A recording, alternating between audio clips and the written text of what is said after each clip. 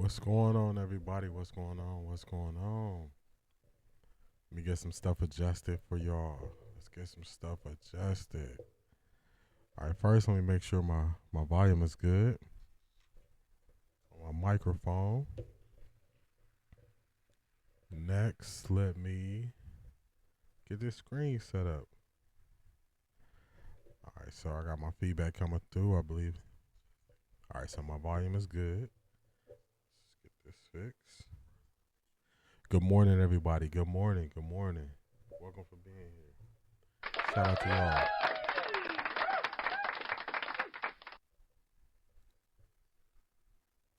right, so here we go. Also, let me get this thumbnail removed. Actually, we don't gotta remove the thumbnail yet. Let me tell y'all about some new updates. All right, so new updates are, instead of going live 7 p.m. Saturday nights, we're gonna do the live stream. We're gonna do the Saturday morning live stream.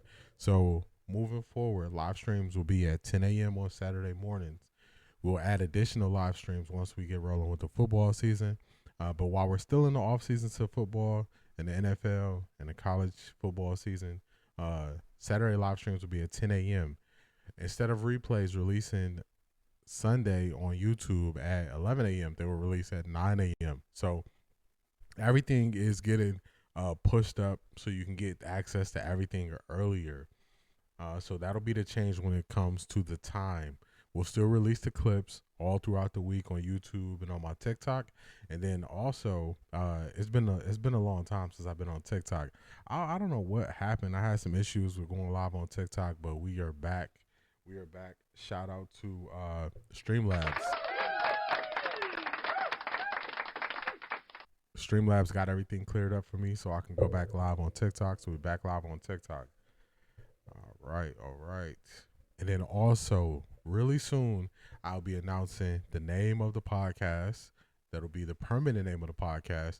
And then also, really soon, will be available on Apple, Apple and Spotify. So right now, we're available on YouTube Music. So if you have YouTube Premium and you have YouTube Music, you can listen to me now on YouTube Music as a podcast.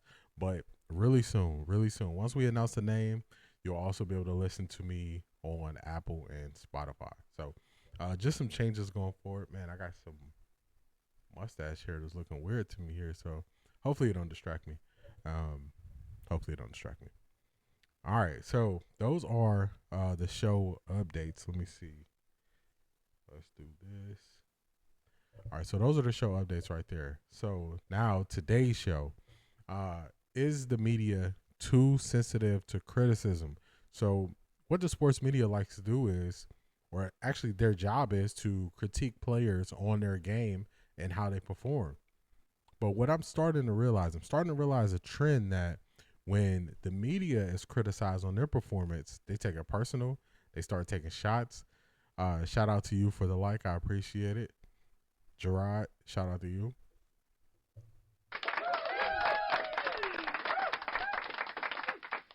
So once the media starts to get criticized on their performance, they start taking it personal. They feel attacked, and then they get very defensive, and they get defensive fast.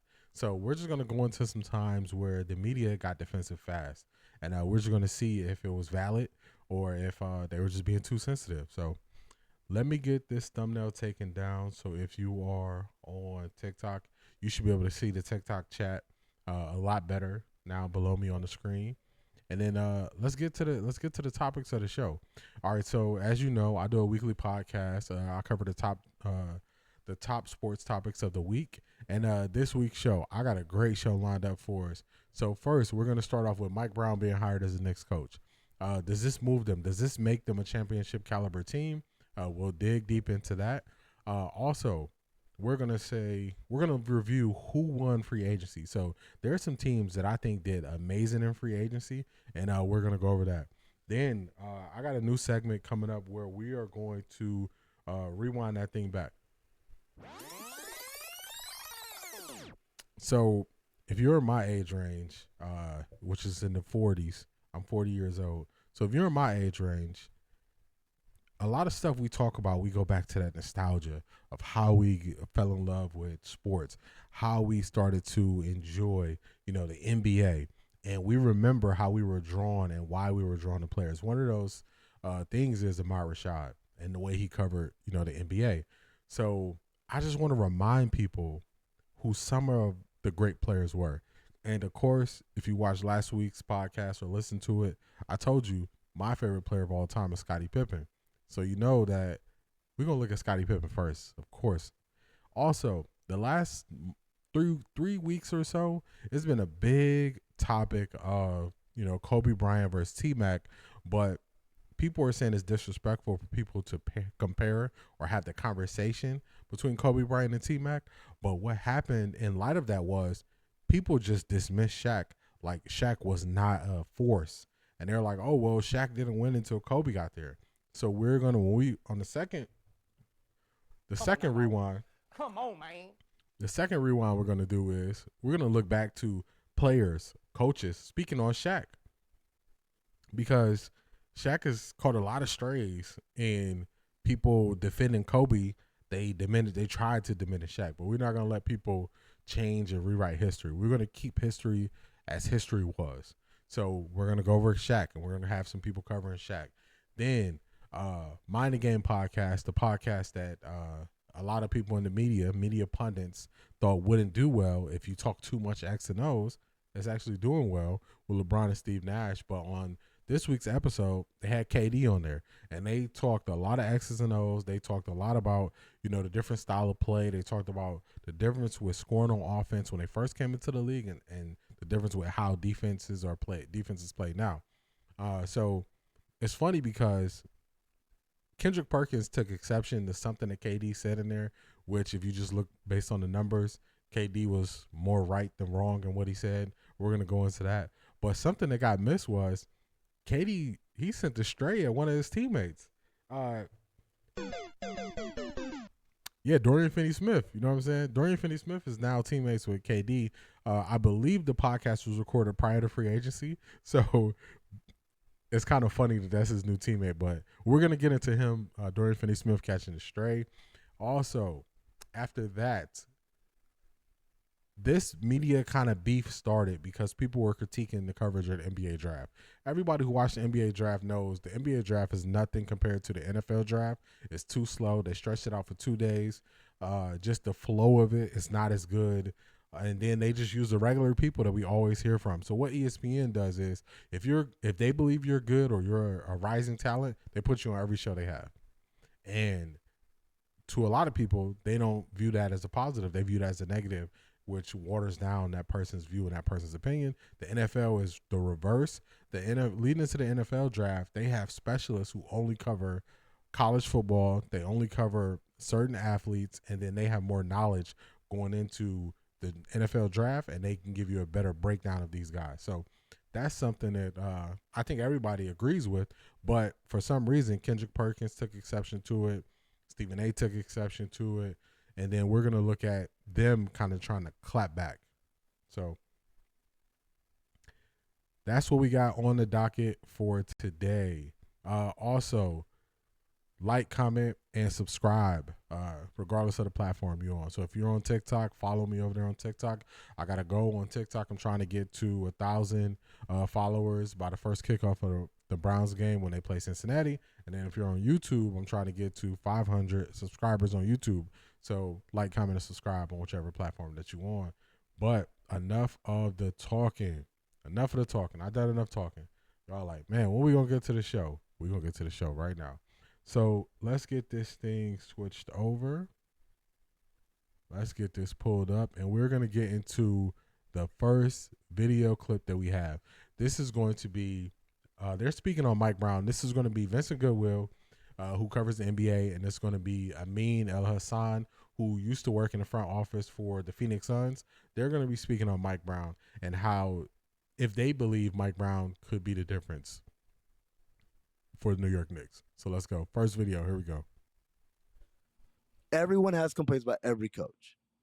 Just like your parents. You love your parents, but like, oh, mom, really? We all do it, right? But was it, get this guy out of here? No. that certainly wasn't the sentiment in that locker room. And so, again, I don't think Mike Brown is on Tom Thibodeau's level of inflexibility. I think he's more flexible, but I do think he is an attention to detail guy. And I think those guys are willing and able to be coached in that way. And way more willing, way more bought in a way that Sacramento, that group was not. Particularly your star player. Oh, yeah, that's a that is an excellent point from you about that in particular. But go ahead. Go ahead, continue. So, Jalen Brunson, you're not going to have a whole lot of arguments with him about doing things a certain way. Now, the part that might be difficult, which is the part that probably led to Mike Brown's dismissal in Sacramento. Did he manage up? And particularly, did he manage up not to his general manager, not to Monty Morris at the time, or not to Monty McNair, not to Wes Wilcox, not even to Vlade Divac, who is the shadow hanging around. Even though they exercise that demon, he's still kind of haunting the premises. No, all the way up. And that's where Mike Brown failed, and that's where Tom Thibodeau allegedly failed. He did not manage all the way up. And so them folks in the front office, they ain't going to protect you, bro. So Mike Brown, in essence, is walking into a situation. I've got to get these guys bought in. I think that's going to happen. No big deal. I've got to do it in a way that makes the front office more comfortable with the minutes played and the rotations and all that. And they've helped them. Yabusele as a signing has definitely helped. Jordan Clarkson as a signing, it's definitely helped, giving them some depth. But then over all of that, there's a guy upstairs who wakes up one day and is like, "Oh, I don't like you've got to be able to manage that one." There's some glad handing in that job. There's some like there's oh yeah, what time's your band playing? Yeah, no, I'll come take it. I'll bring the guys with me. That's part of the job. It sounds ridiculous. I mean, that doesn't matter. This is New York. All I gotta tell you is that dude got the team to the conference final. It's a huge part of the job. It is a bigger part of the job than people want to give it credit for because they. All right, so that was a long-winded way of saying Mike Brown needs to do better with his relationships with the higher-ups in the team. So that was a very, very, very, very long-winded way of getting there. To me, my opinion on if Mike Brown is an upgrade from Tom Thibodeau, my plain and direct answer is no. Mike Brown is Tom Thibodeau light. And there were some parallels to their careers.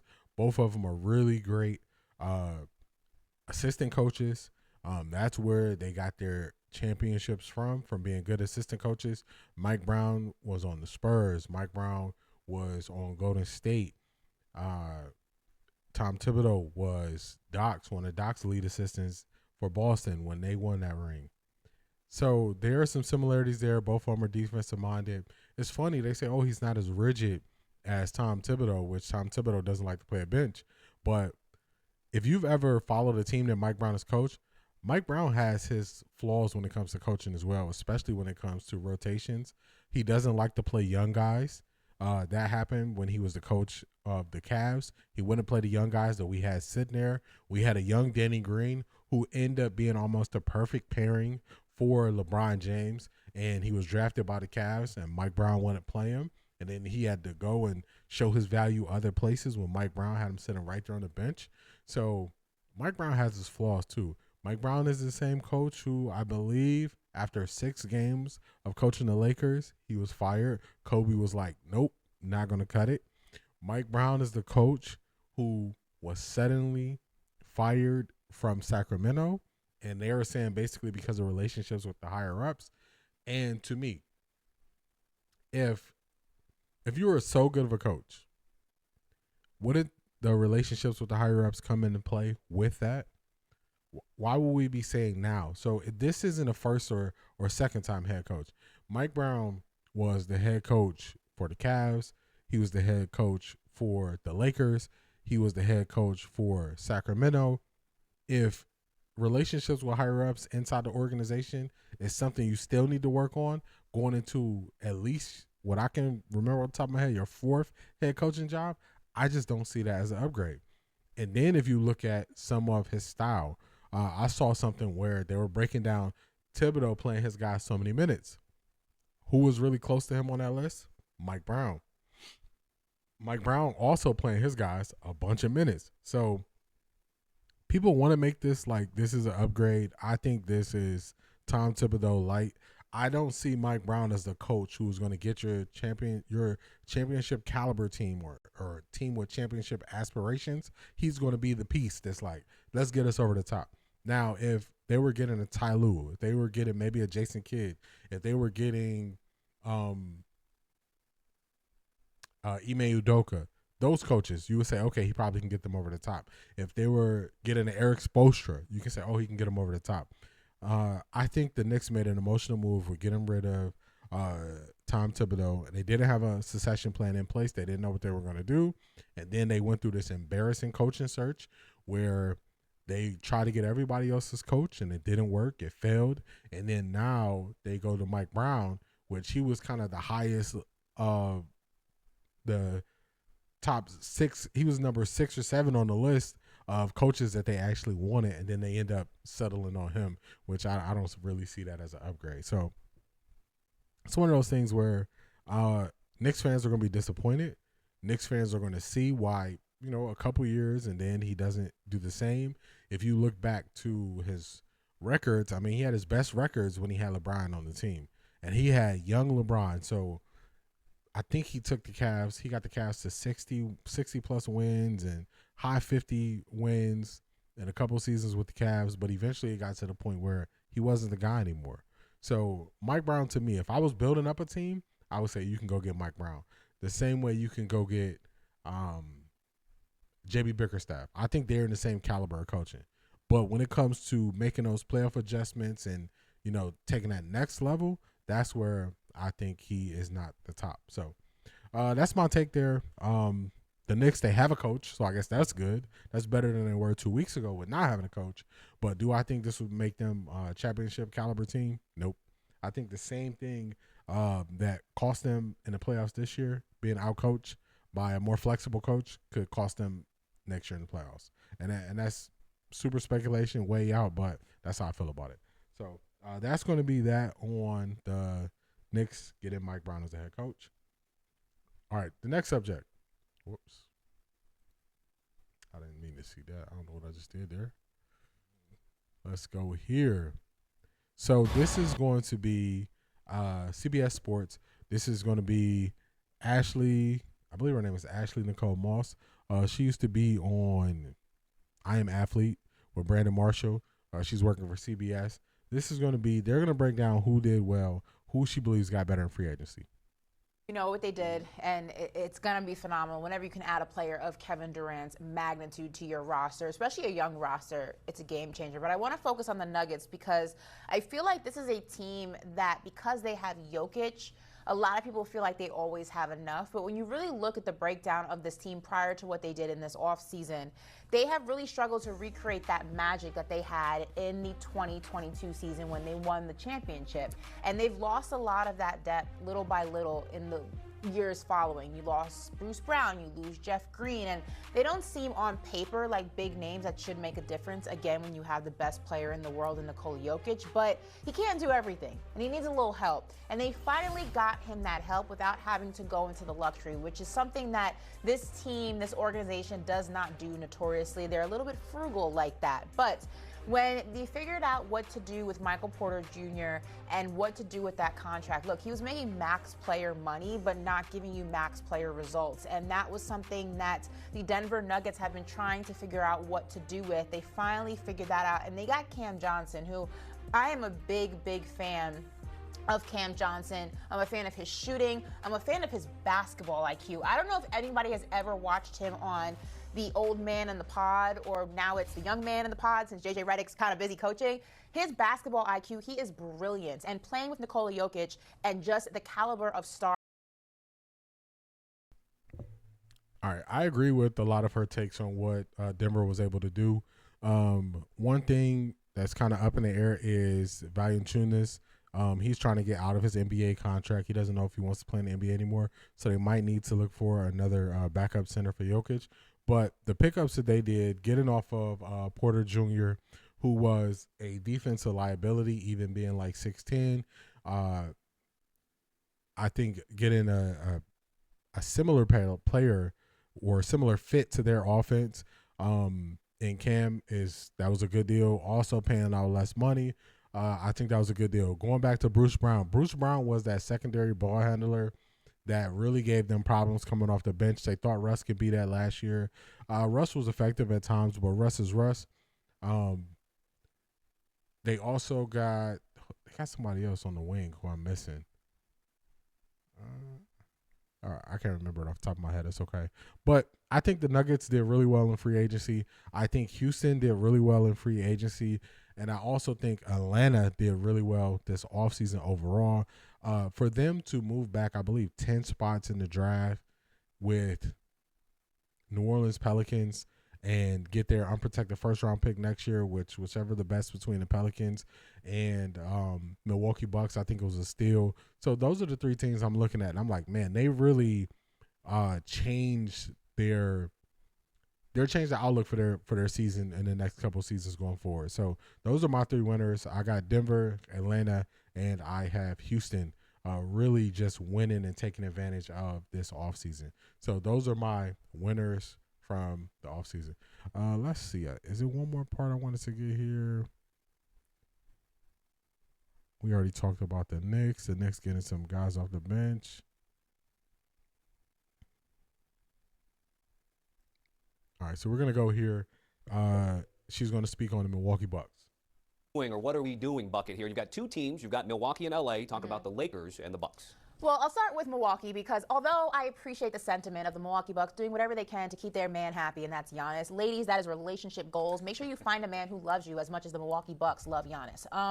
I just don't know what the end result is. I don't think Miles Turner is a needle mover. I don't think Miles Turner is a championship needle mover. I think he's a good player. He's a solid player coming off an exceptional season with the Pacers. Very surprised he's not a Pacer right now. This was a panic button move, so the Bucks can say, Giannis, look, baby, I'm trying. Please don't leave me. Look, don't. I gave you something. Please, give me one more chance. I'm curious to see if this makes Giannis stay his entire contract, if he still puts in a request by the trade deadline, if we hear this sooner rather than to say the least, but it's not. All right, so her takes on the Milwaukee Bucks. The Milwaukee Bucks are one of those teams where people are just calling for teams to do more, but they are not looking at if they actually had the cap flexibility to even do more. So they were hamstringed. The only way they were going to be able to upgrade their roster was signing a bunch of guys to short, cheap deals, and then also getting off of Dame's contract, which they had to stretch away from him and pay him for 5 years. So it wasn't really much they could do. They lost Brook Lopez. Brook Lopez and Miles Turner are very similar. Both of them stretch the floor. Both of them open up the paint for guys to drive and kick. So I think that's a really good. I think that's a good sign, that better signing than she's making out to be, based on what they were able to do. So they didn't have a lot of room. They didn't have a lot of options on what they could do. So they made the best of it. So I think that's just a little bit better than what she's saying. So also a side note, when people are pushing guys to play when they have a calf strain, and we see the downside to that, I think the Pacers didn't re-sign Miles Turner because they didn't want to go closer to that second apron or go into the luxury cap when they know Halliburton is not going to be there for a year. And one thing that we can look at different sports and see how guys respond to the Achilles tear. So we look at Aaron Rodgers. That first year back, he wasn't really himself. It wasn't till later in the year he really got like himself. So I know they say the timeline is 1 year, but I think you really need to write in a year and a half to 2 years before you're going to see these guys get back to the player that they are. So if you're looking at a timeline, giving them a longer time to get back, and looking at a year and a half, which will take you, into 2 seasons from now, Boston isn't the same. The Pacers aren't the same, and Milwaukee's not the same. So it's way more risk than reward than when people are pushing these guys to play injured. Let's see what she has to say about the Lakers before we move forward. All right, it's okay. We got enough. We got enough from this video. We see her views. We see her takes. Let's get to the next subject. Let me go here. All right. Man, y'all, I just pressed some button, and I don't know what just jumped up on me. Let's see. That's what I wanted to do. All right, that's better. Man, I pressed some button, and stuff started going crazy on my end. All right, so this is player coming this is Detail. This is just a short clip from Detail. So Detail was a show this was a show where Peyton Manning used to do this for the NFL, and this was for ESPN Plus, and then Kobe Bryant used to do this for ESPN Plus for the NBA, and he would cover a player, and it would be a lot more in depth, but this is just like a shortened, condensed version of that. So, like I said, we're gonna go back and look at some of these guys' greatness who probably don't get spoken on the same way or to the level that they should. So this is going to be Kobe Bryant breaking down Scottie Pippen. And of course, this is NBA Rewind. And when I told y'all that we're going to do Rewind, and I said I was going to have one of my favorite players on, that's how we ended up on Scottie Pippen. And actually last week, so I spoke on how Scottie Pippen was my favorite player and how I still have, you know, NBA cards and shoes for Scottie Pippen. So this is just more fun facts about me. So I used to collect basketball cards back in the time when you had to, you know, go to card shows and stuff like that to, you know, kind of trade, and you would trade with people. So let's see if I can get this on the screen right. Let's see. All right, so this is Ryan Sandberg. He was an infielder for the Chicago Cubs. I don't know how I ended up with this as my card book, but that shows y'all how throwback it is. So let's show y'all here. All right, so man, my light. So you can kind of see, like, let's see. All right, so I got a bunch of Scottie Pippen cards. I told y'all he was my favorite player. This was back in a time where, you know, you just repped your favorite player. You didn't have to take shots at other guys. So y'all see it there, man. I got a bunch of Scottie Pippen cards. Shout out to my brother for saving this once I moved out of state, making sure I still had that. So that's some of my Scottie Pippen cards there. Just wanted to show y'all. But now let's get into detail. This is gonna be with Kobe Bryant. He's gonna break down a quick clip of Scottie Pippen's defense. And one of the things that drew me to Scottie Pippen was the fact that he can kind of do it all on the court. And I liked how flexible he was with positions he can play on the court. He was an offensive player, defensive player. He did it all. So that's why I was drawn to Scottie Pippen as a kid. But let's get to it. Let's hear what Kobe says about him. Went into the league today, I would really focus on the defensive end of the floor and look at Scottie Pippen. I mean, this guy was a genius. His ball pressure, playing passing lanes, blocking shots, taking charges, and he played with a passion on the defensive end of the floor. Like, no, this is the most exciting part of the game to me. All right, so here again, Scottie's initiating the action. He's making Mark work to bring the ball up the floor. Okay, that's one. Now, where he's pushing him into situations where Mark can't really attack. Right here, you got Michael sitting here waiting, right? That area is clogged up. There's nowhere for him to go. Scottie's fully aware of that, so he knows he can put a lot of pressure on him in these areas because there's nowhere for him to drive. And so now, where is Mark looking, right? He's looking for these curl actions here. Yeah, he couldn't run the play, right? Scottie took the play away from him. Here he cuts the angle off. Now Mark says, okay, I got to attack him. He's bodying up on me. I'm going to attack him. Mark attacks him here. Now Scottie, you know, sensing that Mark wants to feel the contact, right? Because Scottie's been bodying him this whole time. So now Mark seeks the contact, and Scottie just backs up. Scottie just backs up. I mean, that's just brilliant defense. I mean, think about that for a second. I mean, he's bodying Mark the whole game. Body him. Now Mark's looking for Scottie's body, and Scottie just moves back and lets Mark lose his balance. I mean, that's a game of cat and mouse right there. All right, so that's Kobe. That's the first clip of Kobe breaking down. This is why I find it funny when Brandon Windhurst was saying, oh, LeBron, if they just talk all X's and O's and all this stuff, nobody's going to watch. And I was thinking, like, if you just go back, people have always liked this insight of actual players and especially stars who've done this at a high level, actually breaking these things down.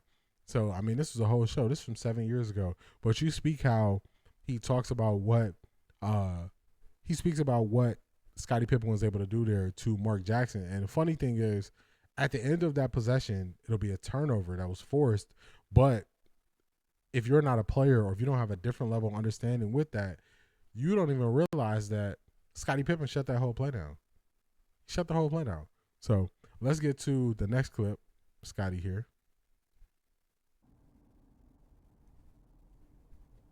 Okay, again, Scottie's making the reads. He knows this action.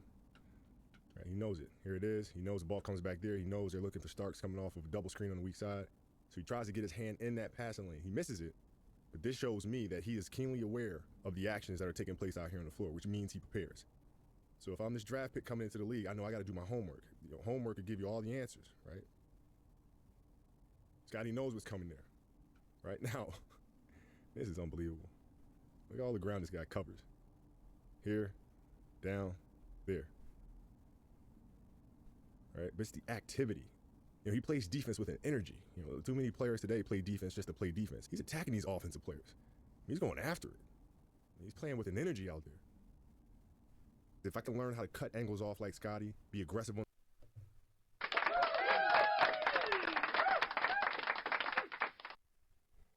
Rest in peace to Kobe. Kobe was a great basketball mind. You heard him there breaking it down. He's showing people, that's Dallas Shrimp they got on the screen going against Scottie. He was a very, very versatile player as well. But you see that now people want to basically just kind of throw away guys' careers and how great they were, but the players themselves actually really appreciate what these guys brought to the table and what they did.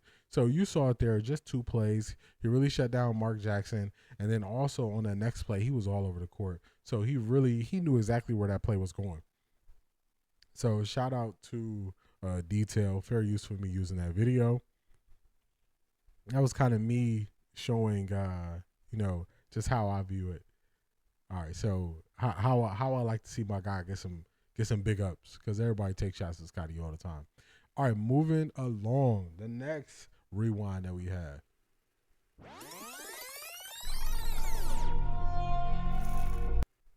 All right, so someone made this video. This is Pyotrex Productions. This is from about 4 years ago. But like I said earlier, a lot of people were taking shots at Shaq. He was catching unfair strays, all because people were talking about the comparison between T-Mac and Kobe. And a lot of people started to just dismiss or downplay Shaq, which is crazy. So here we're going to look at how people actually spoke on Shaq during that time. So another thing, when I'm saying I'm a Scottie Pippen fan, that's my favorite player. When Scottie Pippen was on the Portland Trailblazers, that really good team, I thought they were going to get past when they had Bonzi Wells, they had Rasheed Wallace, Scottie was on there. I thought they really had a chance to get past the Lakers. And I still remember watching that game where Kobe was coming off and he threw that alley-oop to Shaq. Shaq caught it one hand and Shaq is running down. And it just crushed me because I was like, at that point, I knew Portland wasn't beating them. So Shaq is way better than people are speaking on him now. So, we're going to show Shaq some love. This is how people used to speak on Shaq. So let's start with Horace Grant. One of the most dominant forces I ever seen play the game. Speed, quickness. If Shaq didn't like you, like he didn't like a few of the centers in the league, he would make it his personal vendetta to destroy you. All right, so y'all heard that there. Shaq would make it his personal vendetta to destroy you. So what we're going to do is, I'm not going to be able to just play the whole video straight through, but we're just going to go through to each guy and how they're speaking on Shaq. So we got LeBron here. A lifetime, probably the most dominant basketball player I've ever seen. Probably the most dominant basketball player he's ever seen. Let's go to the next one. Who we got next? Next, we got AI. You saying Shaq? Everybody in here is supposed to say Shaq. Okay. I'm talking about the most dominant. Listen, when we played them, we could have got them, but we ran into Shaquille O'Neal in his prime, like the killer. I never seen nobody. Man, round my way, the dudes used to call me Baby Shaq. And that was like, they didn't call me nothing, they didn't say Jordan, none of that. When they used to call me, that means a little dude, a dude at your size, dominating the game. Couldn't nobody do nothing with Shaq. Nothing. Y'all hearing this? Y'all already seeing a trend about. So when I was responding to people into my comments and I'm saying Shaq is the most dominant, this is what I'm saying. It's not like I'm just saying this out of nowhere. These are NBA players who were saying this, who were going against him. Remember, AI played him with Philly in the finals, and he said, "Man, we just ran into prime dominant Shaq. It was nothing we could do." Let's see who's next, because this is a lot of guys. This is LeBron again. His presence and his experience, he can help me play into late June, because that's the only reason I train. It doesn't matter who's on my team. I hope everybody has that same mentality that, hey, you know, we start in October and we don't end until June here. And if you're not ready to go for that long, then you're in the wrong place. But is it? All right, let's go. David Robinson. When is he talking though? All right, let's just let it play. Impressive as he was in college, when O'Neal hit the NBA in the fall of 1992, he would embark on a mission to become one of the most dominant forces ever to play the game. When Shaq came into the league, he had such a great passion and enthusiasm for the game. With his size and strength and mobility, it was something we really hadn't seen. O'Neal runs the floor, takes it all the way. People don't even talk about skinny Shaq. Do you know it's like only legendary people where people speak about them like when they were skinny and when they were big? People don't even talk about skinny Shaq. That Shaq in Orlando was something else, man. Something else. Let's see who we got next. We got Magic Johnson. He really just took the league by storm, but he did it in Shaquille O'Neal style. He was just as big off the court as he was on the court. And when he went from Orlando to the Lakers, LA just loved him. My first year we were playing. That's going to be Kobe. Let's go next. I think it's Allen Iverson again. Let's go Kareem Abdul-Jabbar speaking on Shaq. His dominant physical presence made him an immovable object. Man, it was a number of bigs that were hard to guard. Shaq was damn near unstoppable. Here's Shaq, look out! So I just want y'all to key into their choice of words that they're using. So this isn't media. These are guys who actually had to guard him. They had to go up against him. They faced him. Look at how they are describing him. Was one of the So who's that? Oh, that's Vlade Divac. Yeah, Vlade Divac know about Shaq. strongest player I ever played against. But the way you try to play Shaq is not physical. If you play physical, he's going to destroy you. Man, I can't. So y'all heard that? Shaq was a beast, man. Shaq was a beast. And I was on the opposite end of me rooting for teams that were playing against the Lakers. And I saw it. It was just nothing you could do. So who we got next? When he went up and dunked on David Robinson. Oh, I thought he broke every bone in this man's body. When it became. So y'all see, y'all hear. Just go back to how they're describing him in those moments. Let's see. I think this is Dwayne Wade. Dwayne Wade's going to give a long answer. Let's go Draymond.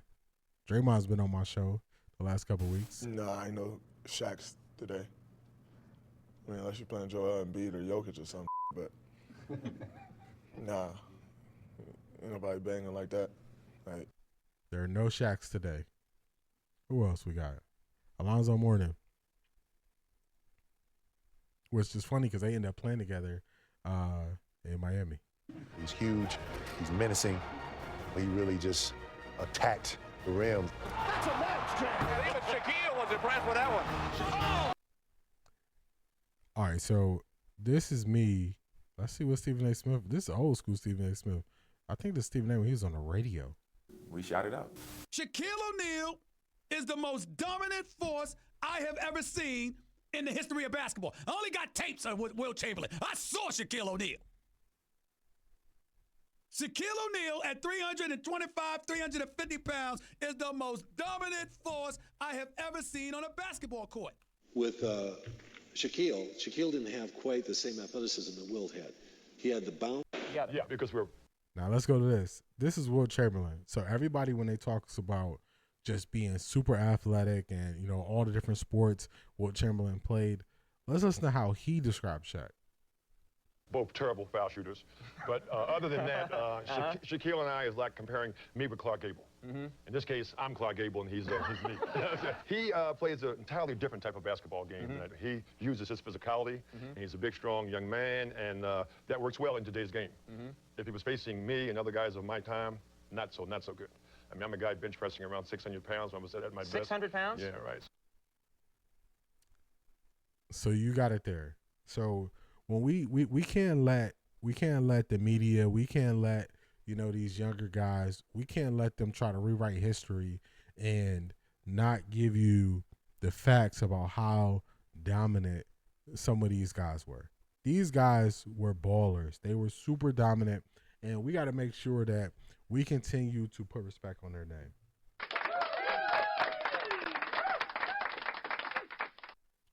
So we're going to keep this thing moving along. So next we have, this is going to be interesting. So with all of the, let me do something here, y'all. With all of the Kobe talk, Marcellus Wiley, man, whenever I cover something with him, man, y'all get at me in the comments, but Marcellus Wiley is going to break down if Kobe was in the GOAT debate prior to his death. So, like I said, RIP to Kobe, but Marcellus is actually going to put receipts, and he is going to show that a lot of these media people are changing the tunes. The players kind of stayed on track of how they always felt about Kobe, but the media guys, they're the ones who switched up. So, I'll give you all some insight. A lot of times, majority of the time, I'm rarely taking shots at guys. I'm usually taking shots at the media who are trying to devalue guys, who are trying to put guys down. And the media talk so much that they speak out of both sides of their necks because they're not speaking with a philosophy based on how they view things. So you got a philosophy. There's always a way you view things, and you work from there. They just say however they feel that day or that morning. And sometimes they say what they don't even mean so they can intrigue or spark conversation. So let's get to Marcellus Wiley breaking down who had Kobe in the GOAT conversation and who did it and when. And just before I even play this, remember, this is not this is not to diss Kobe or anything like that. This is to show the media switched up. That's what this is to show. So just want to get that clear. This is not a diss to Kobe. This is not to be disrespectful to him at all. This is to show that the media switches up. Because y'all know I'm always the one pulling the media's card. I'm always pulling receipts on them. So let's go. Here's one screenshot of Fox Sports at the time, 2015. Kobe retired in 2016. So we all know Kobe started to have all these injuries and ailments at the end. So, it didn't get much better on the court than this time for Kobe, right? He already won his 2 championships without Shaq. He already won his 5 championships and the 3 with Shaq, blah, blah, blah. This is post all that, right? But this is him about to be out the door, about to retire. Look at his top 10 list. It's Fox Sports. Y'all see the name. I'll read the names once. Michael Jordan, LeBron James, Kareem Abdul-Jabbar, Shaquille O'Neal, Tim Duncan, Magic Johnson, Bill Russell, Wilt Chamberlain, Larry Bird, Hakeem Olajuwon. You really can't take shots at this list, even if you want to change the order and stuff. These are the names that we've always heard, right? So be real. All right. But he's like, where's Kobe? He's not on that list. All right, here's ESPN's. Where's Kobe? He's not on their list. Okay. Sports Illustrated. Where's Kobe? He's not on their list. Bleacher Report. Where's Kobe? He's not on their list. Okay. So that's just to show you that regardless of what you think, there was a loud conversation of Kobe's not one of the top 10 players of all time, right? And that was interesting because I had Kobe at 10. I did one in 2020, 2021. I had him at 10. So it's not about me. It's about we. So then I said, you know what I'm about to do? I'm going to figure this thing out. I go to my second brain, and I want both sides. I want to hear quotes of Kobe Bryant being the GOAT and Kobe Bryant not being the GOAT, okay? Simple as that. So let's start off with the ones that says Kobe Bryant was not the GOAT. We're going to end on a positive note because, hey, I love to put him in there. I'm just telling you in real time, as T-Mac and Gilbert Arenas were having this conversation, in real time, 2002, people were debating Kobe or T-Mac. Now, you can say Kobe because he played better defense, but then you can say T-Mac because, look, he didn't have the same resources, Phil Jackson, Shaquille O'Neal, et cetera, and he was still out there tilting, and he was getting triple team, and you couldn't do nothing about it. Where Kobe wasn't getting triple team, he couldn't because Shaq was there. Whatever. Okay, if you don't like these conversations, you ain't gonna like this channel because we talk about everything. Kobe was not the GOAT. Okay, this is in chronological order. Let's go back to 03. Michael Jordan said, he steals all my moves, but I'm not worried about him taking my spot. Okay? All right, so this is early to him. This is him kind of, he almost like clowning Kobe a little bit because Kobe's still with Shaq, so he's the Robin and the beta of that situation. Even though Kobe got stats, even though Kobe outscored Shaq in some playoff series, I know all this because I had to cover the Lakers, but still, he was not Shaq, the 3-time finals MVP, etc. All right, so then Phil Jackson writes, in the book, he's not Michael. He wants to be, but he's not. Pretty damning. It's 06. Now, this is the time where Kobe's by himself. No more Shaquille O'Neal. He going out there averaging 35 and doing all this crazy stuff, but no wins, like no chips. 08. It's getting close to the chips, but not yet. Barkley says he's a great player, but he's not Michael Jordan. Okay? Remember, every time you hear Kobe's name and you hear Michael Jordan, that's the conflation. We're comparing him to somebody who's the best, but we're not saying everything else. It's almost like in football. Like, man, he's the next best thing to Emmitt Smith or Barry Sanders. All right, so let me just cut in here to give my opinion. One thing I would say is Marcellus Wiley, I didn't know this because I haven't really watched this show a lot, but he kind of takes a similar approach or does a similar thing that I do. He just uses people's words against them because they say so much. And that's why I say it's so important to have a philosophy and how you speak on things, because now he's just going back. And the internet's forever. When we were younger, we didn't understand what we were doing and what we were putting on the internet. Now people know what they're putting on the internet, and people try to scrub things they don't want people to find.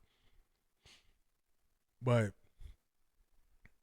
these guys spoke so much, they're on record, and you can find it. And now we have tools. We have AI where you can easily target when, where people said certain things and how they spoke on things.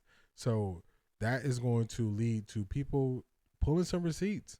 And you'll see the switch up. A lot of people switch up, and the switch up is crazy. So, like I keep saying, I know people are, the first thing they're going to say is, why are we talking about this? Kind of similar to what Marcellus said.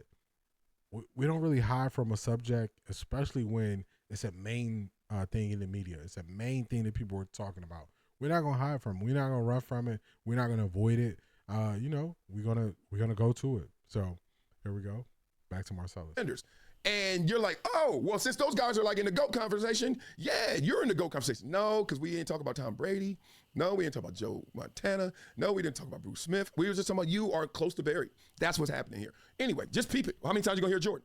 All right, Kevin Durant, here we go. 09, MJ is the GOAT. Kobe is the best player right now. Okay? Scottie Pippen, Kobe's great, but he's not on Michael's level. This is with the championships now, right? Shaquille O'Neal, the ones without Shaq. MJ is still the GOAT. Kobe's the greatest Laker, though. All this, every time they talk about Kobe, it's an MJ conversation. And MJ's the GOAT, so they're saying you must be in the GOAT conversation. No one is saying that, not yet. Kobe was obsessed with being better than Michael, but no one surpassed Michael. Okay. Skip Bayless says, and that was Tim Grover who trained Michael Jordan.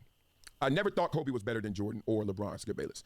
Stephen A., this is 2014. Kobe is the closest thing to Jordan. That doesn't mean he's Jordan. Jalen Rose, he's in my top 5, but I never thought Kobe was better than Michael or LeBron. Okay. And typically when someone says you're in my top 5, you ain't 1. You probably 5, right? You start there, but he could be 3. Mike Wilbon, he's one of the greatest ever, but he's not GOAT status. Now, that's probably one of the most damning ones. It's 2015. He's about to retire next year. He's going to put all he can in terms of the resume out there, and you saying he's not GOAT status. Just their words. AI is a mother sucker, dog. I'm telling you, all these things that we thought were lost, and you can twist them, and you ain't going to find it. AI, go get it. Brian Windhorst says he was an icon, but in terms of best ever, still Jordan and now LeBron. Now LeBron. So LeBron has passed Kobe. And a lot of y'all say he hasn't. Well, some of y'all have said he did. Kobe was the last of his kind, but MJ is still a GOAT. Rachel Nichols. Isaiah Thomas. MJ was the GOAT. LeBron's the most complete player. Kobe's a great scorer. Kind of reduce him a little bit. It's all good. Magic Johnson. Kobe's the greatest Laker, but overall, MJ is the GOAT. Nick Wright. Kobe's not in the GOAT conversation. He was never the best player in the league for more than a year or two. This is now he's retired. This is just after he retired, 2017. Bill Simmons. Kobe's great, but he wasn't as efficient as LeBron or as dominant as MJ. Chris Broussard. Kobe was phenomenal, but he's not in the GOAT conversation with MJ and LeBron. See? Now, whoever it is, they out there talking about, they may be singing a different tune now. They may. I don't know who. We're going to talk through that. We're going to flip it. We're going to do the other side of this coin. Shannon Sharp said Kobe was never better than Jordan, and I don't think he was ever better than LeBron. This is Shannon Sharp, Mr. Laker. Mr. LeBron, I should say, probably then, huh? Remember that? Colin Coward. Kobe's great, but the GOAT debate is MJ versus LeBron. Kobe is somewhere after them. I don't know what he's saying now. I don't know what they're saying now. Max Kellerman. Kobe was never the best player in the league at any point in his career. The other guy who covered Kobe Bryant for 8 years with me was Max Kellerman, ESPN LA, home of the. All right, so y'all are hearing he's pulling a bunch of people's cards who spoke about Kobe like that while Kobe was alive. So one thing I saw in the comments, everybody said, "Oh, people didn't speak like this about Kobe when he was alive." unfortunately, a lot of people spoke like that about Kobe when he was alive. More people than people are willing to acknowledge. If you see, he's just going through a timeline. He started in 2003. He's all the way up to 2020 on people and how they spoke about Kobe and how they weren't putting Kobe in the GOAT debate. And at some point it switched. Now, these are media people. Now, when he gets to the actual NBA players, y'all going to know it's NBA players giving their view, which is going to be totally different. So, the Lakers. Kobe was never the best player in the league at any point in his career, he said. Dan Lebatard, Kobe's career was legendary, but the GOAT is MJ or LeBron. Nick Wright, Kobe was an icon and legend, but the GOAT debate is between LeBron and MJ. I could do this all day, y'all, because we're going to have to balance it. Here we go, Shannon Sharp. Now, Kobe has passed away, y'all. So that Nick Wright quote, Kobe's passed away. It's 2020. He passed away January 26, 2020, something like that. So Kobe was the best player in the game at one time, but the GOAT is still. So even then, he just said that. That was one of those moments where I remember we took a trip to Gatlinburg, Tennessee. We're driving back. We were actually in Asheville at the time, and I remember seeing something on social media, and I thought it was fake. And they were saying that Kobe passed away, and I was like, "Yeah, it's fake. I don't believe it." Then my girl, she was showing me like, "Nah, I think this is real." Like more people are covering it, more people are commenting. So I remember it was one of those things where you remember as you get older, you remember the time and place when important things happen in your life. And I remember exactly where I was. We actually pulled over, and I'm looking at it because I wasn't believing it. I'm like, it's not true. You know, you seeing so much stuff that Kobe was doing at the time, man. It was just it was a hard thing to see for sure. Once I saw it and I saw it was real, something you didn't really want to accept. Yeah, just something you didn't want to accept. So I remember exactly where I was when I found out that news. MJ or LeBron. Skip Bayless. Kobe was one of the greatest, but never the GOAT. Skip ain't changed his tune. Stephen A. He's on the Mount Rushmore for many, but to me, he was always behind Michael.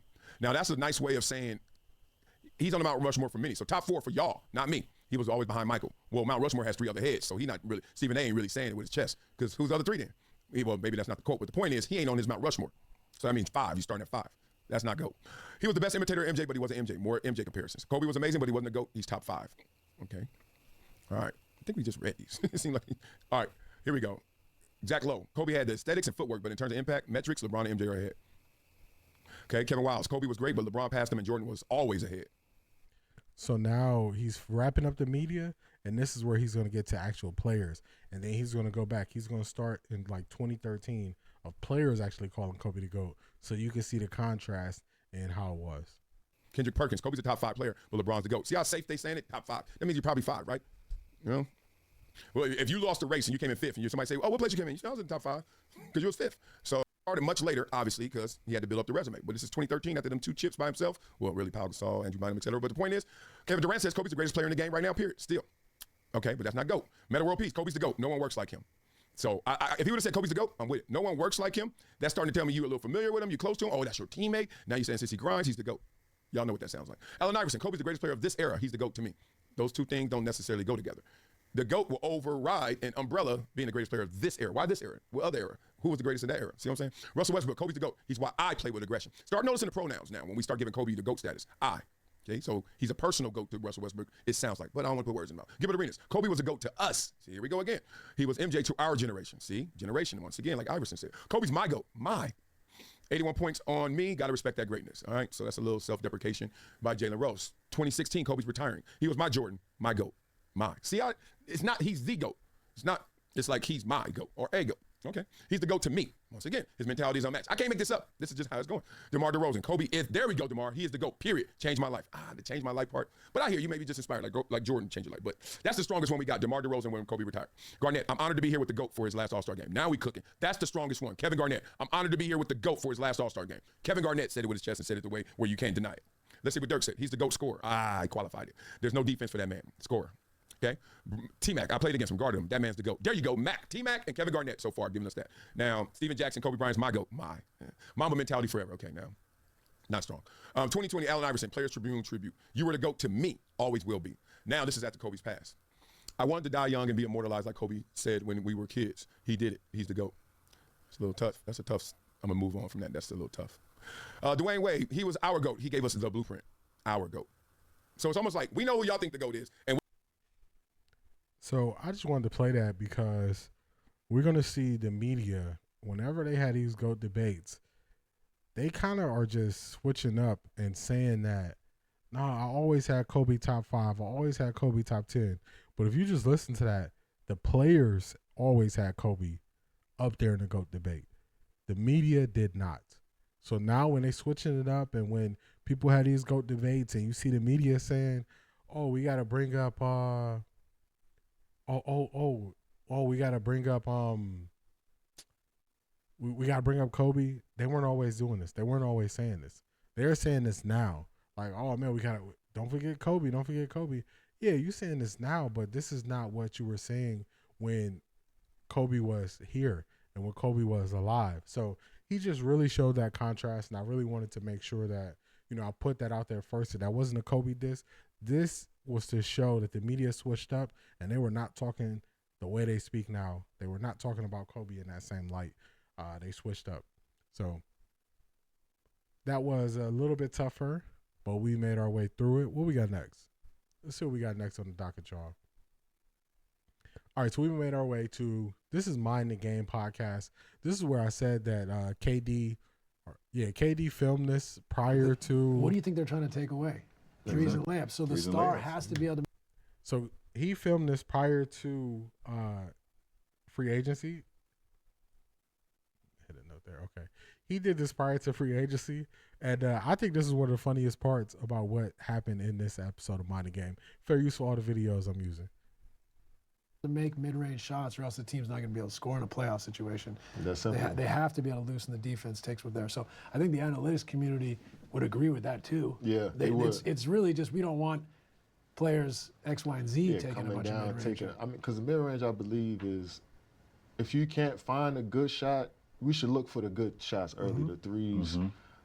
Attack the paint. Attack the paint. Try to get layups. Try to get threes. But when it's 5 to 6 seconds on the clock, get a ball to the best player. And if he shoot a mid-range at that point, then he shoot a mid-range. But we're not going to waste the clock trying to look for a 3, 2 seconds on the clock, and we giving it to no Why are you pointing at disrespect, me? Dorian Finney-Smith with 2 seconds on the clock. Man, that's your teammate. Steve Nash, like, why you pointing at me? Then he said, hey, we ain't going to give it to Dorian Finney-Smith with 2 seconds on the clock. Hey, that's your teammate now, man. So I thought that was one of the more interesting topics in this episode where they're talking about the mid-range game and how analytics is pushing the mid-range game out. But then we saw Shea just dominate with the mid-range game, and we saw that the last 3 or 4 years he's been dominating with the mid-range game. So they're kind of taking the stance against analytics with the way that they play in Oklahoma City. So shout out to Oklahoma City, the champs there. So I thought that was funny. What KD said there, where he was like, taking a shot at his new teammate. Y'all know that meme where the player's like, "What I do?" 50 Cent. 50 Cent is like, "What I do?" That's Dorian Finney-Smith. That's Dorian Finney-Smith saying, "Dang, I didn't have nothing to do with this." So let's get to the next one. So I actually have another clip from this episode, and then we're gonna get into switching the media. So this is something that they were speaking on at the very end of the episode. So they're going to be speaking on, the 6'2" guard. So let's hear them out. On a game, that's not enough. No, it's not enough. Oh, no, that ain't enough. You know what I'm saying? saying? They get mad if you below 35, 40. Man. So do you think the profile of players change? Like, I've been thinking, I'm like, I don't know if the 6'2" and under guard is at a premium no more as a starter. Maybe as a backup. Yep. But you have to be. We just talked about this the last night. It's gotten compressed. It has. Right? It's compressed. It has. It's at like either Donovan Mitchell, Drew Holiday, 6'3", or Lou 6'4", Lou Dort, Yeah. or it's not. You got to be. You can't get picked on defense. That's the thing, because we playing such. All right, so what they're saying, what they just said was the 6'2" guard is probably not as they don't have the prominent role like they used to. So if you just think about this, they're reflecting on a lot of time in the NBA. I think Kevin Durant played 17 years in the NBA, if I'm not mistaken. So when he came into the league, there were a lot of, if you were super athletic and you were a smaller guard, you could play. Everybody knows AI. That's an easy one. But then you got to look at like the Stephon Marburys. You got to look at Steve Francis might be a tad bit taller than 6'4". I can't remember. Who else was it? Man, it slipped my mind. I'm having brain freeze right now. But basically, it was more based on how the game was played. So now when you have isolation ball and you're seeking guys out and putting them in a position where they got to make a decision so much in the NBA, yeah, they get picked on a lot. And then I went and I actually looked through and I'm like, man, it might be that actually start in the NBA. I don't even think it's 10 point guards that are 6'2" and under that start in the NBA. I made the list. I was doing some research because this was something that we're going to see. I think this is a regular thing to say because he's saying the profile of players is changing and the way that people are attacking them is changing. I don't think there's anything wrong with that. But let's get to Kendrick Perkins and his reaction to what they're saying. It's going to almost seem like this is not the same conversation. So let's see. All right, we got Kevin Durant. I'm not calling him a troll. That's your words, but it's a great segue. Yeah, sometimes. On today's episode, we're giving credit of LeBron and Nash's Buying the Game pod. And I'm like, I don't know if the 6'2" and under guard is at a premium no more as a starter. Maybe as a backup. Yep. But you have to be. We just talked about this the last. It's gotten compressed. It has. Right? It's compressed. It has. It's at like either Donovan Mitchell, Drew Holiday, 6'3", or 6'4", Lou Dort, or it's not. You got to be. You can't get picked on defense. That's the thing, because we play such a pick-on game that they will really, literally, if you can't guard, they will bring you up every play. Time. Yeah. And if you're 6 foot, 6'1", and you're not a bulldog like a Davion Mitchell, Drew Holiday's. Mm-hmm. On the defensive side, or you're not an offensive flat-out savant like Kyrie, where you can score on dudes 7 feet easily and ISO, then I just can't see. Well, it was drunken contradiction. So Kendrick Perkins is so funny. You can see at the point of when they were speaking, when he stopped listening, and you're going to know right away when he stopped listening because he's not going to be able to recall what they said. So we're going to see some willful ignorance on Kendrick Perkins' part right here. Calling it out early. Addiction all over the place in that clip. Because he brought up Luke Dortz. Luke Dortz is 6'6", 6'7". He don't even fit. The first thing, so you see when I said you were going to see when he wasn't listening, they specifically said, if you saw Steve Nash doing the cocky thing. So if you're Donovan Mitchell, if you're stocky, if you're Drew Holiday, strong, or they said, or if you're 6'4" like Lou Dort. That's exactly what they said. And he missed it because he was already ready to disagree with what they said. He was already ready to disagree. Now, let's do this. Oh, man, sorry I had to do it to you. Let's go back again. Let's see where we at. We have 4409. Is it here? Okay. It has. Right? It's compressed. It has. It's at like either Donovan Mitchell, Drew Holiday, 6'3", or Lou Dort, or it's not. So y'all hear that. Stocky, basically, or 6'4" like Lou Dort. And let's go back to Kendrick. Hold on. Let me finish. He brought them up, but at the same time, listen, man, we're seeing guys like a TJ McConnell. It was a real thing that if the Pacers would have won, we will be sitting up here talking about TJ McConnell possibly being the fucking finals MVP. Lou Dort is 6'4", by the way. Who? Lou Dort is 6'4". So they just corrected Perk right there by saying Lou Dort is 6'4", because in the clip, they said Lou Dort was 6'4". So this is that willful ignorance, man. Let's go. That's generous. Okay. What about Brunson? What about Darius Garland? Right? 5'9". Huh? 5'9". Darius is not 5'9". No. So remember, Perkins is the one that said, oh, there was so much drunken contradiction there. So far, Perkins, you haven't identified any of the contradiction because you didn't listen well and misinterpreted what was said. So you thought you were making a point by saying, oh, Lou Dort, first you were saying 6'6", 6'7", which he's 6'4", but they acknowledged he's 6'4", so you missed it. So that was wrong. Now, he said they were not at a premium. So premium meaning everybody is going after that.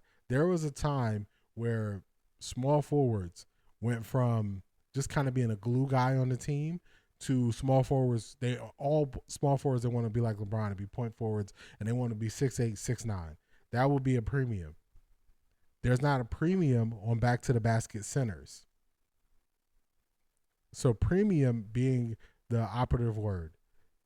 If there's not a premium on it, that means the teams aren't going out seeking it at a high rate.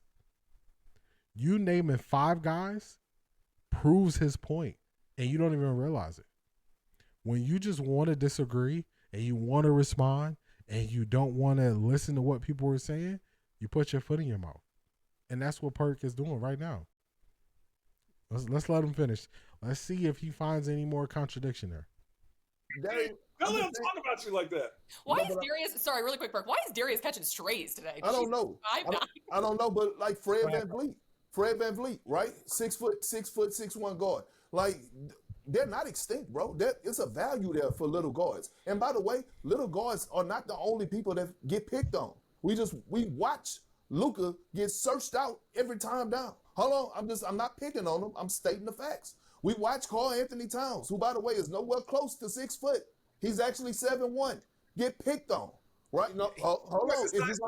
No, it don't matter. We can't make excuses if we sitting up here talking about. No, bro, you search out mismatches. It ain't about just the size. Nobody is sitting up here searching out a mismatch and throwing the ball down to the low block anymore. Like, nobody's doing that. So I'm not even rolling with that logic anymore. It's not about that, right? It's not about that. I think the game is evolving. I think it is a space for little guards with heart. That's all you're saying. Little guards with heart, but they're not extinct. I totally disagree with that.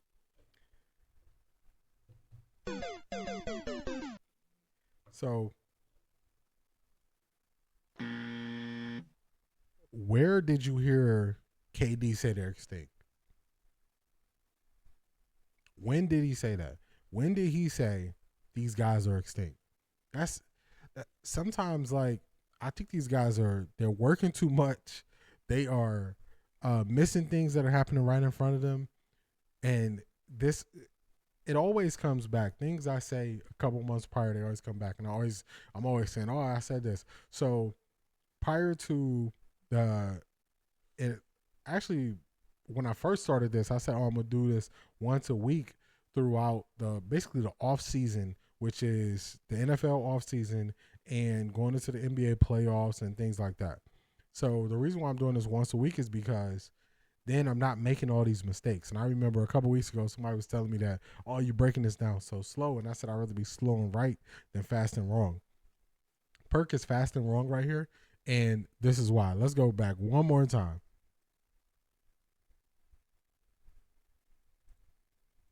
You can't get picked on defense. That's the thing, because we play such a pick-on game that they will really, literally, if you can't guard, they will bring you up. No.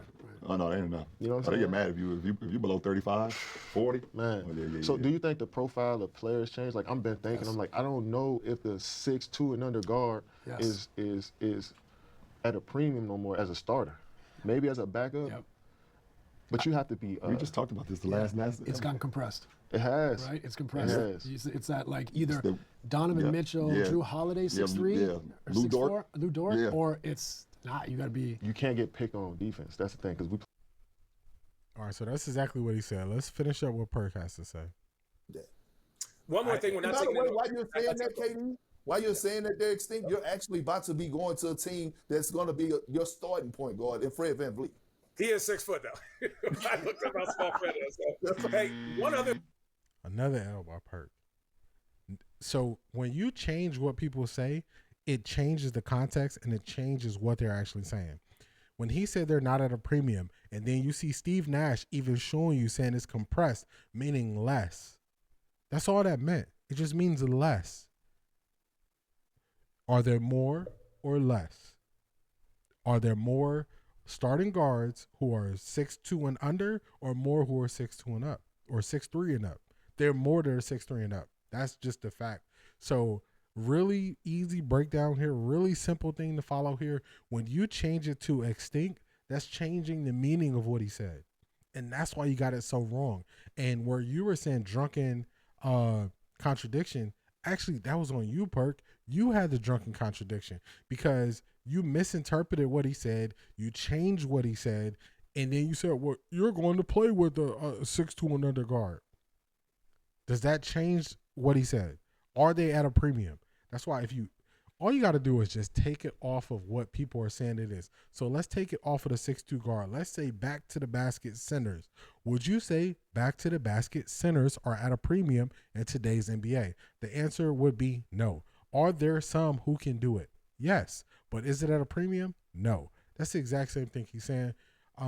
This is going to lead into, us saying that the media is more sensitive. And then they come out with so much aggression and force only to be wrong. And that's what Perk did there. All this aggression, all this force, only to be wrong. And I'm giving them a pass by saying maybe they're overworked, but they got to be overworked or something, because how are you getting it this wrong? You get it so wrong.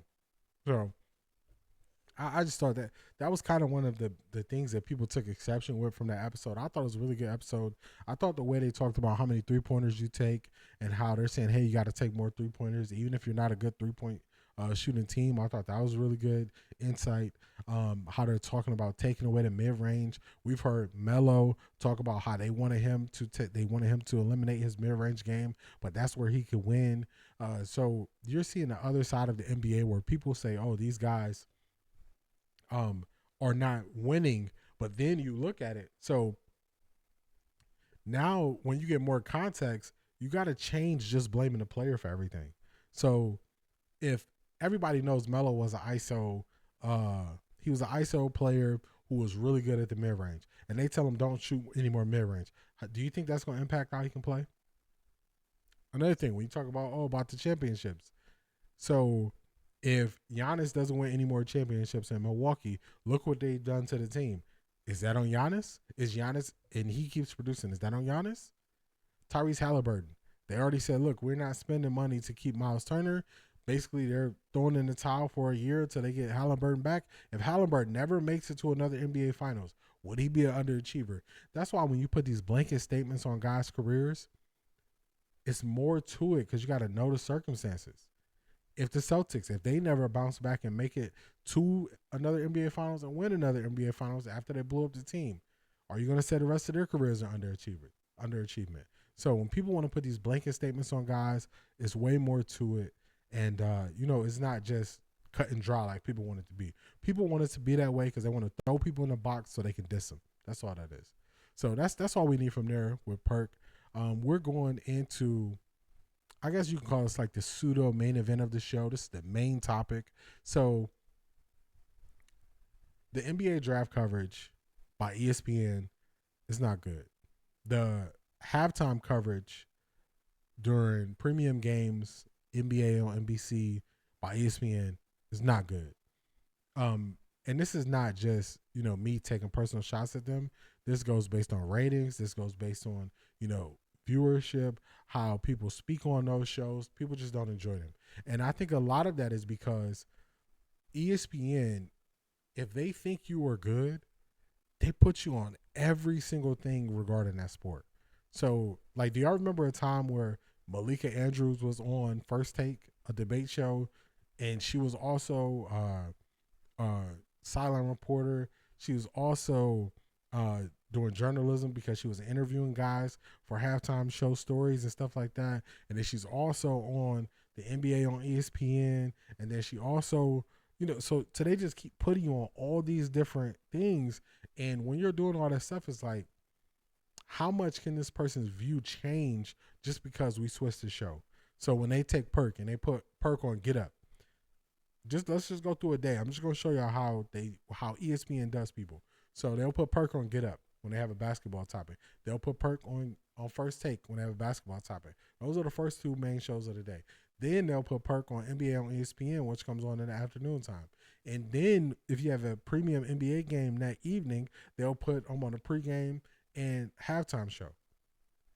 How much is his views and opinions really going to change where you're just wearing them thin? And that's the ESPN model, and that's the ESPN way. And it gets to the point where it's too watered down. I'll give you a rap analogy. So in rap, Nas will come out every 2 years, and people would diss Nas or say it's whack that he comes out every 2 years, but people anticipated what he had to say more. when it finally came out. So when you have shows that are just Monday through Friday, they're not switching it up. Fox Sports is not putting you on all these different coverages. Fox has their NFL coverage, and they just do NFL. They don't take their NFL, game coverage and put them on the coverage for the NFL draft. They don't do it. And that's one of the mistakes that ESPN is making. So everybody can see that. That's not like a major diss to them. But for some reason, Stephen A.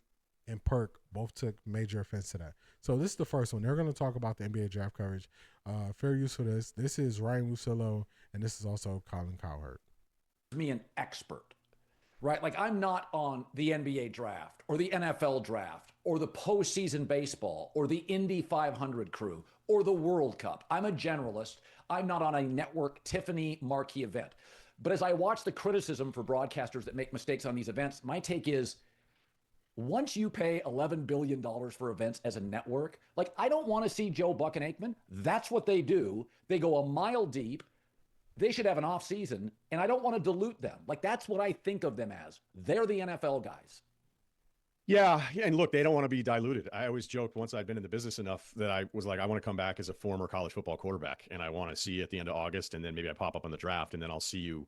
Like, that's the gig. That's the ultimate gig. But there is something that happens to all of us. I remember I was trying to fight my way through Boston. I go, why does this guy get a radio show, and then he's on this TV show every single night, and then he's also doing pre and post and this? Like, why can't you just have one job? And for whatever it is, our industry, I don't know, this has changed a lot. It's like we still need all the stuff. And I know ESPN's taking a ton of shit because of their draft coverage. I used to be on the radio coverage.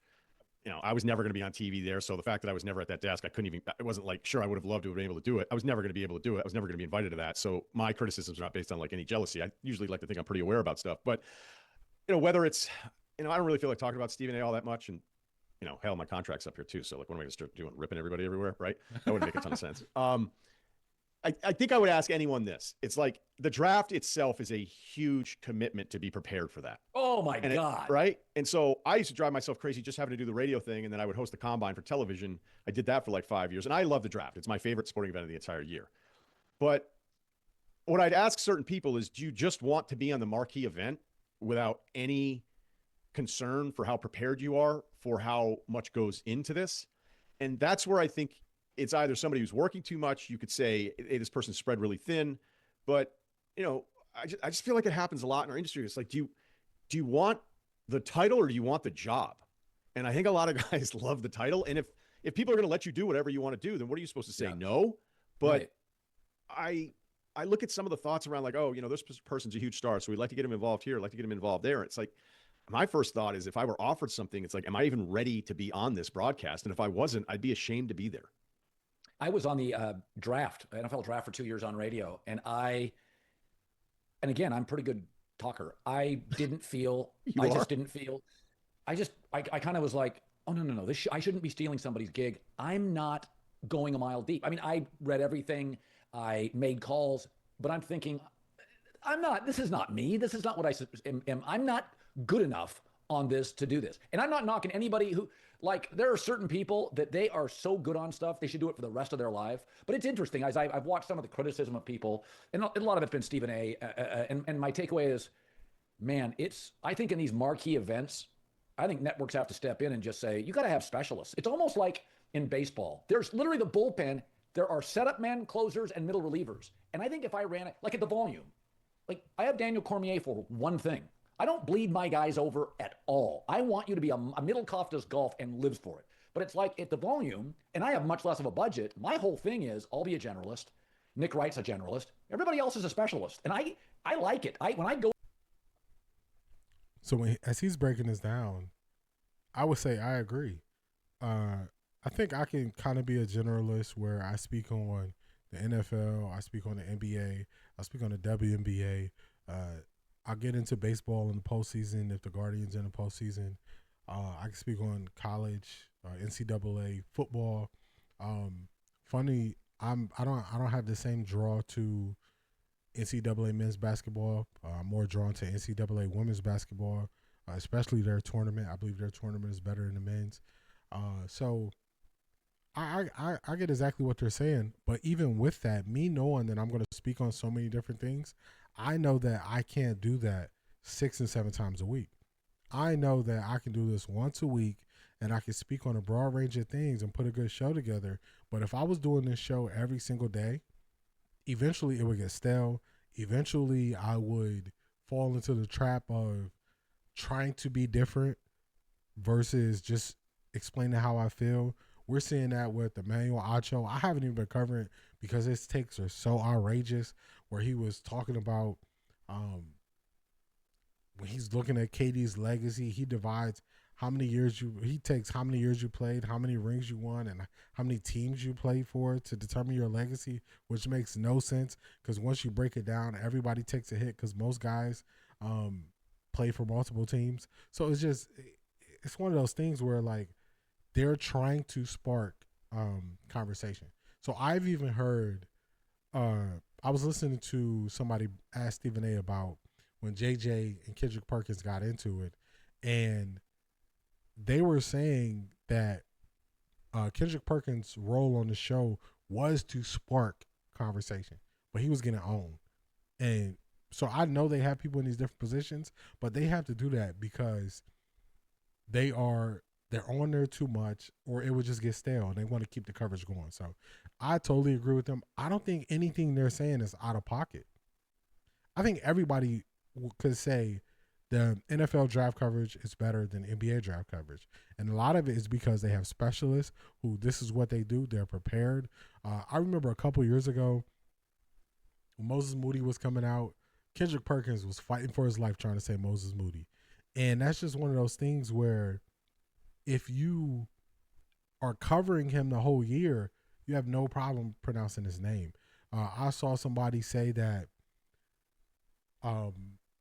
Malika Andrews called somebody Colin Cowherd who was in the draft. Like, just these mistakes because it's not what they do all year round, and they are oversaturating their people, their talent to the market, and it just becomes stale.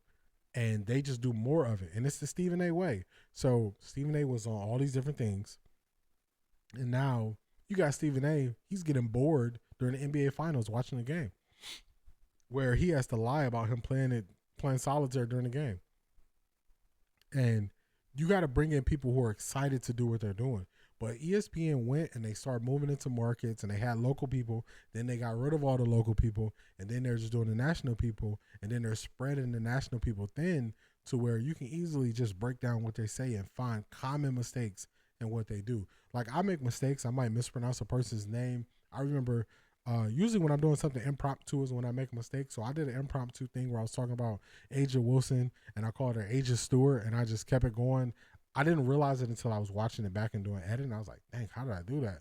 But it's because I was doing impromptu. And I think a lot of these guys go in here and they do impromptu things, and their message is stale, and it doesn't resonate with people. So that is their breakdown. I don't think they were that harsh on the NBA coverage, because to me, the NBA draft coverage is not good. I would say even the NBA halftime coverage on ESPN is not good. It's stale. The pre and post game shows stale. So I agree with him there. Now let's get to, first we're going to go Kendrick Perkins. So this is Kendrick Perkins. He believes that Bill Simmons is always saying his name, always talking about him. And he believes that Bill Simmons is gatekeeping NBA media somehow. I don't agree with that, but let's get to it. And also in this video, Perkins is going to play what Simmons said about him, which I don't even know how it went this far. I was riding in the car, and a lot of people been wondering, what did Bill Simmons actually say? Well, take a listen. Toronto took Colin Murray-Boyles, leading Kendrick Perkins. I didn't know which telecast to watch. It was like, do I take this samurai sword and jam it into my temple, or do I take this chainsaw and saw my leg off? I couldn't figure it out. They took Colin Murray-Boyles, and Perk said they have the pieces. They're a top 6 team in the East. The locker room, I expect them to make some noise. No, there's no reason that they shouldn't be a top 6 seed in the Eastern Conference this season. And at that point, I started looking for a third ESPN channel, but there were only 2 covering the draft. There wasn't a third one, at least one that I couldn't find. So that's what he said. and you see it was even on the screen.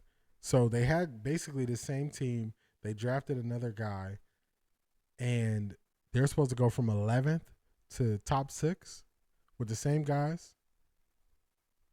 They got rid of Masai Ujiri. I don't think that him critiquing you for saying that is that bad. You would think the way Perk is responding, you would think he said something so crazy. And it wasn't that crazy. That was a very minor thing. That wasn't something. So Kendrick Perkins did a teaser to when he was in the car talking about how he was going to address Bill Simmons.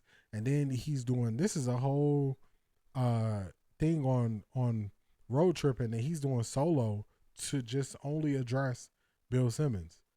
And I don't think what Bill Simmons said was that bad. If that is something that ticks you off to this level, you are more sensitive than the guys you cover. And I remember you calling KD a cupcake for your coverage on KD. Would you say this is cupcake-like? With you feeling this is an attack on you? Let's see what Perk has to say. He's going to defend himself. But I didn't mind that pick. You started looking for a third channel. Why? Why, Bill? Why? What did I say that was so wrong? You started looking for a third channel because he didn't like your take. It was clear. It was evident.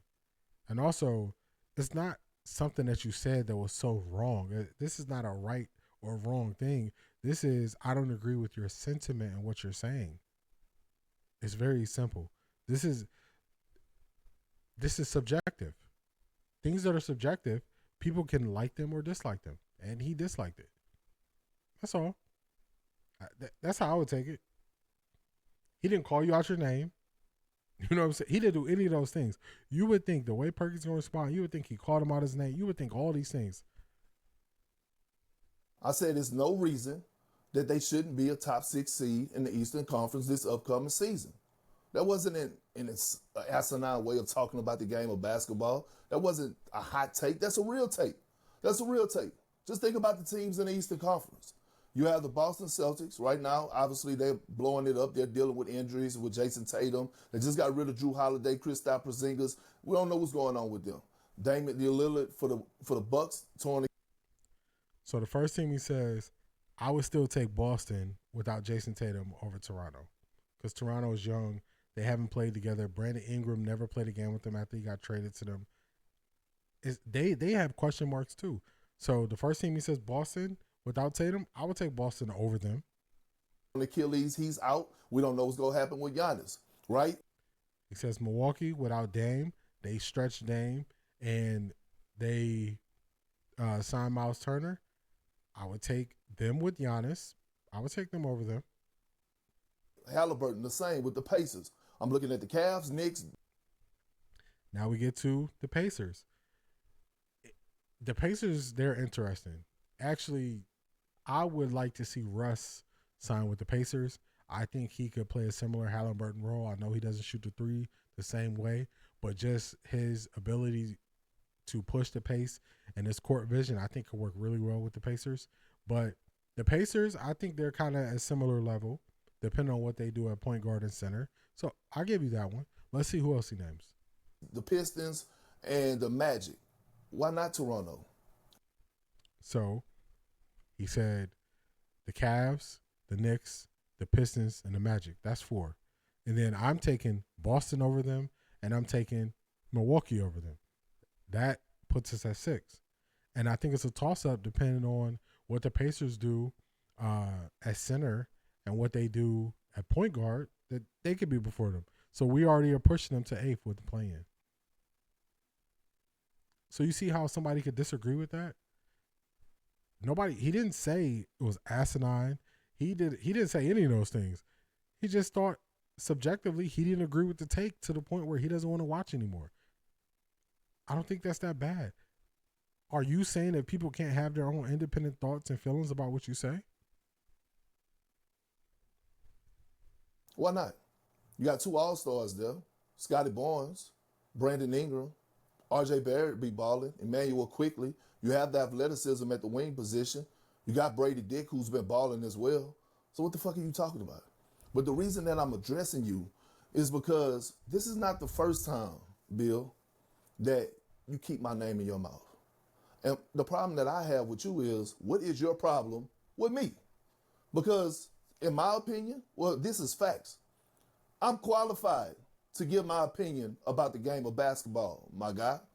As a McDonald's All-American, as a first-round pick straight out of high school, 14-year career, 5 NBA Finals appearances, NBA champion in your hometown, by the way, which you probably was in the stands watching as we celebrated. I'm qualified to give my opinion. Bill, I'm qualified. Now, you, on the other hand, I'm not saying that you're not qualified. Anybody can voice their opinion or have their opinion about the game of basketball. My problem with you is, who the fuck gave you the keys and told you was the gatekeeper? Now, do you think what Bill Simmons says matches this response from Perk? I would say no. I would say this doesn't match. Bill Simmons just said, hey, Perk said Toronto should be a top 6 seed based on that pick. He didn't agree with it. And he's like, hey, man, this is torture watching this. I don't want to watch this. You know, I'm looking for a third channel to watch. And Perk went to list accolades. He went to personal. He went to list accolades. He went to list he's qualified. He said Bill Simmons is gatekeeping. This is a misinterpretation of what was said. Subjectively, he disagreed with what you said, and he said he didn't want to watch it. I don't want to be the person to let you know this, but he's probably not the only person that feels that way. Even with me, it's people who look at what I do, they look at what I say, and subjectively, they don't agree, and they don't watch me. I'm not saying those people are gatekeepers. Even if somebody put out a video trying to come at things that I said, I wouldn't say they are gatekeepers. I would say they disagree with what I said. That's what it is. Like, the response has to warrant what they do should warrant a certain level of response. And I don't think this is the case where it goes to this, where you got to put your resume out there, say you qualified, then you say, oh, you know, anybody can speak on it. But if anybody can speak on it, then how are you feeling like he's saying you can't speak on it if you're saying anybody can speak on it? It's one of these things where trying to make a diss, and I'm just like, all this over that? Let's keep going. To the game of basketball. That's my problem with you. You're a gatekeeper. Who died and gave you the keys to say that you're the gatekeeper of basketball? Just because people don't speak the way that you want them to speak doesn't make it wrong. I didn't hear him say Kendrick Perkins couldn't speak on basketball. I didn't hear him say Kendrick Perkins, you know, should never speak on basketball. I didn't hear that. So, I mean, it's I'm going to stop beating the dead drum, but it's why are we going this deep into this off of that comment? He's not the only person that said they didn't enjoy the draft coverage. A lot of people said they didn't enjoy the draft coverage. Stephen A is going to get defensive about the draft coverage. Why is it so defensive? I think it's one of those things where you take it personal because somebody does have a big audience. And somebody with a big audience, that's why you take it personal that they're saying this. So he's going to get to a part where he's going to talk about some things that Bill Simmons said in the past. Let's see if we can find it. Just because ESPN don't cover the way that you would like them to cover the game, and we're all going to have our time when it comes to an end. Hell, I don't know when my at this point. Oh, this is not happening. This is not happening. This is not what you... Man, shut the hell up, man. Who are you? And I wanted to come on here, man, I promise you, I wanted to come on here and dive into the whole, have you ever played the game of basketball? Show your basketball resume. Would love to see you in a game of pickup to see if you even know how to play the damn game of basketball. But the reason I'm not going to go there is because I have so much love and respect for all the journalists that are out there. Some of my colleagues, some are not, some of my friends, some are not. But they have journalists out there that do an outstanding job at covering this game of basketball and voicing their opinion and speaking facts without gatekeeping. I don't know what's up with this gatekeeping word where he's saying the gatekeeping thing so much. But you just said an argument and then you defeated your own argument by saying, I was going to say, where's your basketball resume? But then I'm not going to say, where's your basketball resume? Because I know people who cover it. That's usually the easiest thing that players go to when they don't like what someone says. And usually they always miss. They never attack the argument. He didn't like the coverage of it. He didn't like your subjective opinion. He didn't like how you speculated on how good they should be. That's all it is. I don't think this should have came all the way to this. That's my problem with you. Who died and made you that women should play pregnant? And I believe if I'm not wrong, you were talking about the time Candace Parker, I believe, was pregnant or whatever the case may be. That's neither here nor there. What I'm telling you is I'm going to tell y'all something that kind of agitates me when people bring up something and then they say that's neither here nor there. Because actually, you wanted to bring it up. Just stand on the fact that you brought it up. I think this is a mistake at this point in this. This is a mistake. What people try to do is they think that because they disagree with your stance on something, they bring up stuff that you said in the past, thinking that the people who follow you, it's going to impact them with how they view you. So I'll give you a music example. Look at Kendrick and Drake. Kendrick said all these crazy, wild things about Drake, and he thought that was going to cause people to dismiss Drake and not listen to Drake. But if you notice, look at all the energy that comes with every time Drake is about to release. You know, Drake released last night at midnight. What did I miss? Everybody's on top of it. So this is one of those subtle ways to try to cancel somebody. And you can only cancel somebody if you support them. I had a long conversation with my brother, like my real brother in real life, my older brother. And we were talking about the Kendrick Lamar and Drake thing. This was some months ago. And I was telling him that I actually listen to Kendrick a lot. I've been to Kendrick concerts. I listen to Drake a lot. I've been to Drake concerts. So I'm a person that in reality, I could stop spending money with one of these people by attending their shows and buying their merch. So I have a hand in being able to cancel them. A person who doesn't listen to them has no hand in being able to cancel them because you weren't going to the shows, you weren't buying the merch, you weren't listening to music. And that's why I think this is a mistake that Kendrick is making. You think bringing up these things about what Bill Simmons has said in the past, your audience might disagree with the things he said, but his audience doesn't, or his audience has accepted and moved on. So bringing it up, it means nothing. It's air. It's air. So that's a subtle way of trying to cancel somebody based on what they said in the past. His people that follow him they're not going to not follow him or not watch him because he said that in the past. So to me, I don't think what he said warranted this level of response or warranted this level of calling him the gatekeeper. He's gatekeeping NBA media, bringing up things he said in the past. I don't think you needed to take it that far. Shout out to Maurice for the like.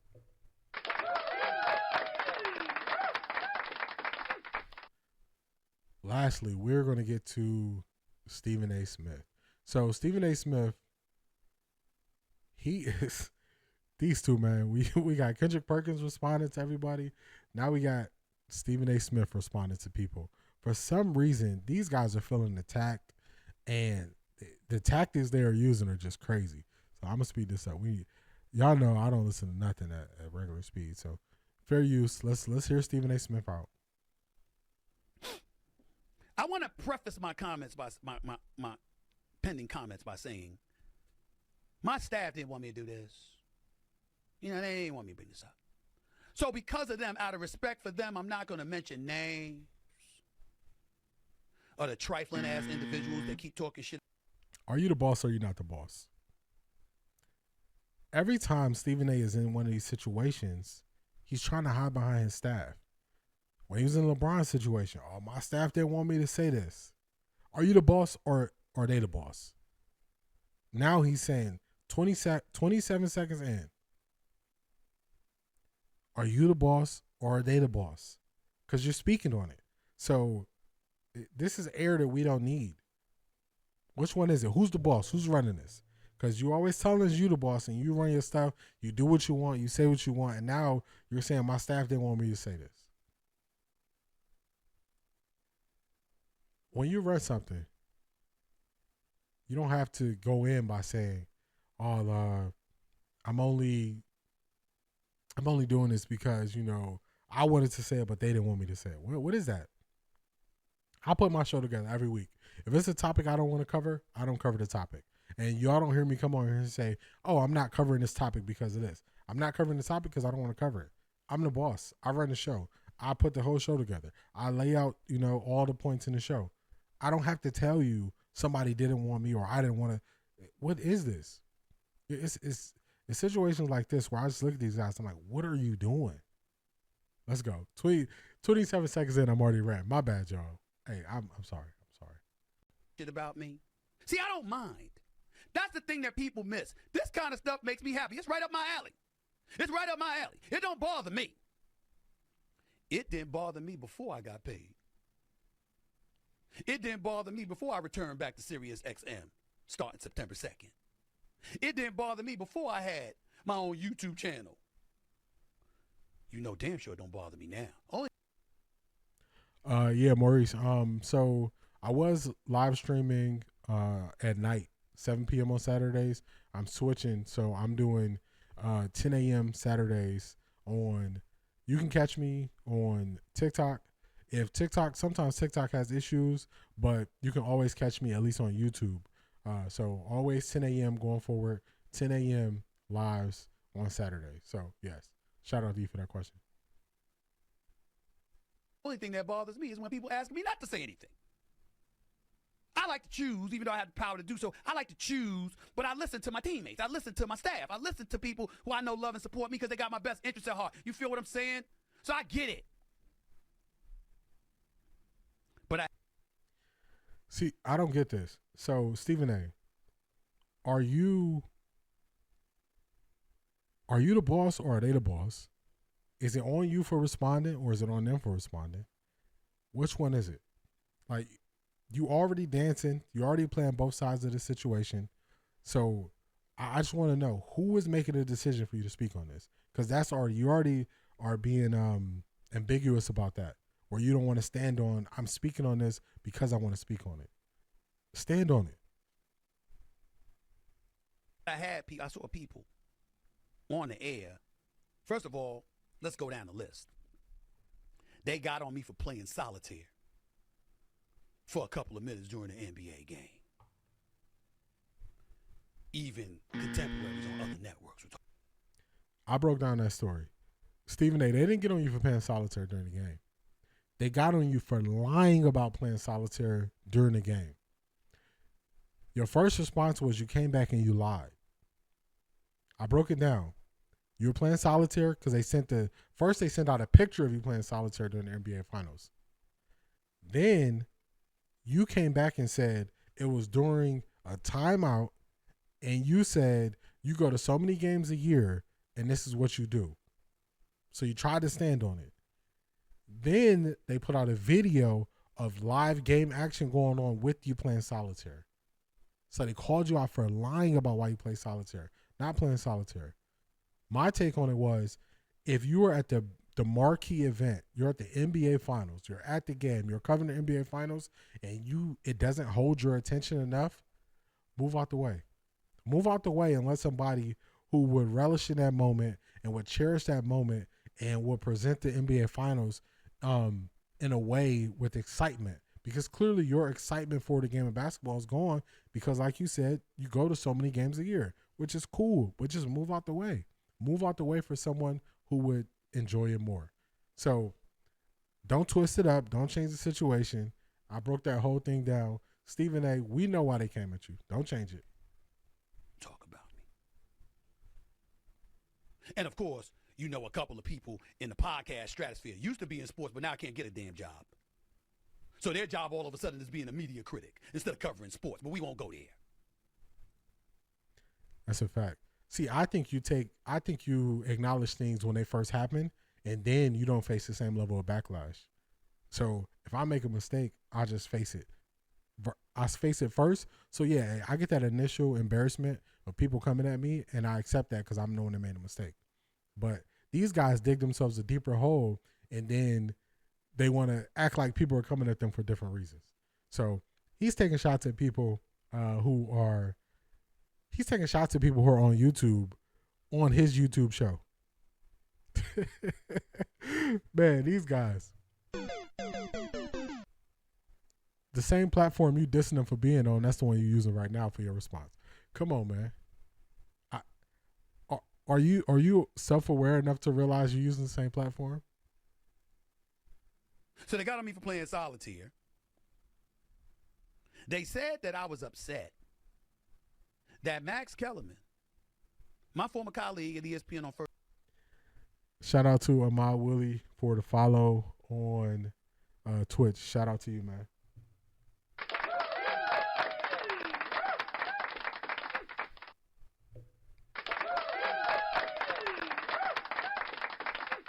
Also, I think I said this, but I'm not sure if I did. But shout out to Maurice Kane for the follow on TikTok.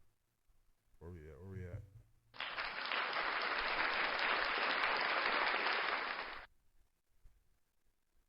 First take. I got upset because he's going to be calling the Terrence Crawford and Canelo Alvarez fight in September. They looked at my face and said I was upset. They talked about the NBA coverage, and one site said that I was a net negative on the NBA coverage. Should check the ratings. Really should. Stephen A.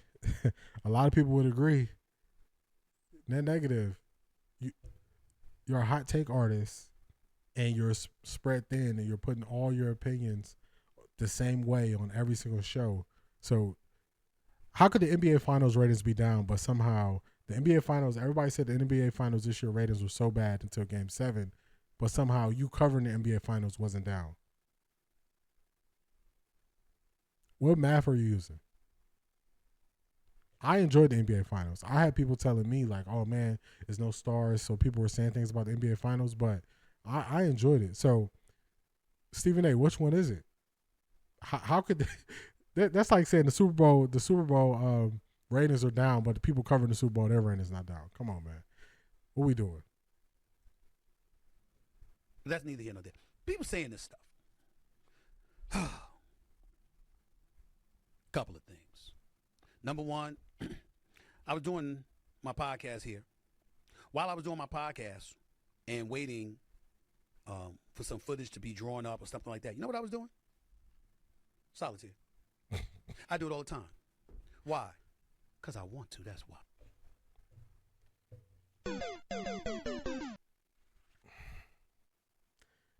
Nobody cares, man. Play solitaire. If you like solitaire, play solitaire. You know, like, it's cool. It's cool. These guys, they so out of touch, man. I do what the hell I want to do on my platform. Secondly, were you around when I was traveling? I agree. I think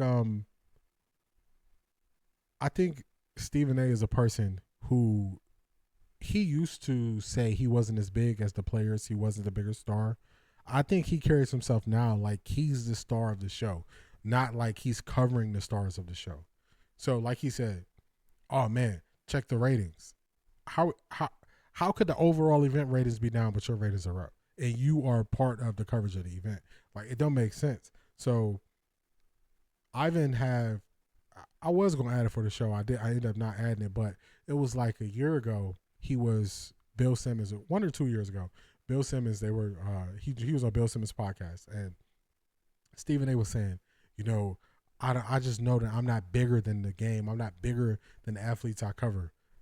I don't think that's his view anymore. I think he views himself on par with the athletes, on par with the LeBrons, on par with the Patrick Mahomes. I think that's how he views himself. And, I mean, be confident in yourself, but still understand how you work in this pecking order. You're not bigger than the NBA Finals coverage.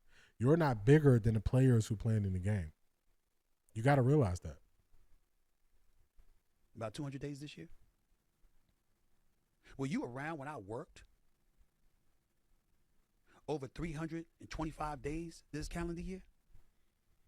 I'm talking about last 365 days, not since January 1st. Were you around?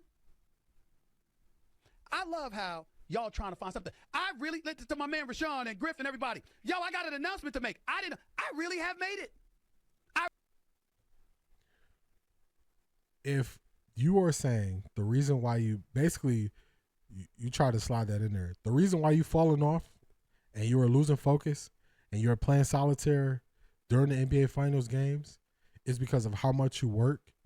It's two things. Maybe you're working too much, and like I said, put somebody in that position who would love the opportunity and who is passionate about it and who isn't burnt out. Just like earlier when I was speaking on the NBA draft coverage, and I'm saying they need specialists, and I was agreeing with Colin with saying they need specialists who cover college sports all year round, and they should be the ones who are on the NBA draft coverage to make it better, similar to the NFL. Put somebody on there who's doing this all year round, who when they get proven to be wrong about something, they're not going to throw in the face that I work hard. Everybody work hard. Find me a person who is in the year 2025 who isn't working hard. Find me the person. No, you're not going to be able to. With the cost of everything going up, how working hard is what everybody does. So your working hard doesn't give you the ability to slack somewhere else, because if this was a player, if you were covering the sport and a player said, you know what, man, we play a lot of games. And since we play a lot of games, I didn't have it tonight. You know what he would say to that player? You got to find the energy. This is what you do. This is what you get paid to do. Same way, Stephen A. This is what you get paid to do. You get paid for your coverage of the finals, and you sit up there playing solitaire. It's not a good look. And just because of how much you work, that doesn't give you a pass to slack off. You say you're the boss. You say you do it when you want to. You say you're in control of it. Take a day off. Take some time off. You got the freedom. You're a made man. I really, really have. I have made it. I mean, stop the presses. I've made it. Because y'all are making news. It was on the back pages because I was playing solitaire. I said it was during the timeout. Somebody said it wasn't during the timeout. Well, when the timeout finished, I was still playing it in the middle of the third quarter. And they called you off for lying, bruh. That's all it was. I forgot that it even got to this point. I listen when I'm doing my research for which clips I'm going to use. I listen to them at such fast speed. Sometimes I forget, certain parts of what their responses are. But one thing it just stuck with me was he's yelling. That was the first thing I was thinking, like, dang, why is he yelling now? And the second thing was when he just said, yeah, it was.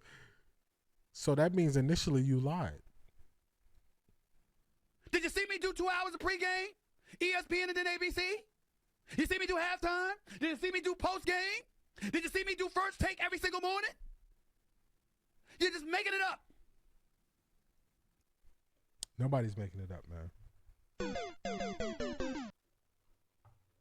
Nobody's making it up. See, what you were doing is you were taking a cheap way out. The cheap way out is to say, I work so hard, if I slack off, give me grace. And a lot of times people would give you grace. People would give you grace if you didn't come at athletes the way you come at athletes, if they have a bad game, if they don't show up. You went at Tyrese Halliburton after, I believe it was game 3. He didn't have a good game. It was either game 3 or game. It was game. I can't remember. It was a swing game. It might have been game 5. After game 5, you were going to Tyrese Halliburton when they initially announced that he had sustained the calf strain. You were going at him, saying you got to show up. It's the finals. You got to produce. So the people you were covering, they got to find a way to show up, even when injured, when playing a sport. But because you work so much, if you have a lackluster performance, it's okay. What we doing, man? What we doing? Making it up. Max Kellerman. I'm upset about Max Kellerman. I have nothing against Max Kellerman. I didn't want to work with him on First Take anymore. That's all. I didn't think we were good partners for a debate show. If we were doing boxing, if we were doing Sports Center or something like that, nothing. No problem. For a 2-hour daily debate show, I didn't think we worked any longer. That's all. Never wanted him fired. Never wanted him unemployed. Happy he's back. Because I don't wish. This is easy. When people say something didn't affect them, but then they go on to respond to it, you realize it affected them. That's what's happening there. Yeah, you know what happened? Kellerman always would bring facts, and that will always destroy Stephen A's argument. So when Stephen A and Skip will go back and forth, sometimes they will use facts, sometimes they will use that their phrase is the eye test, what they saw.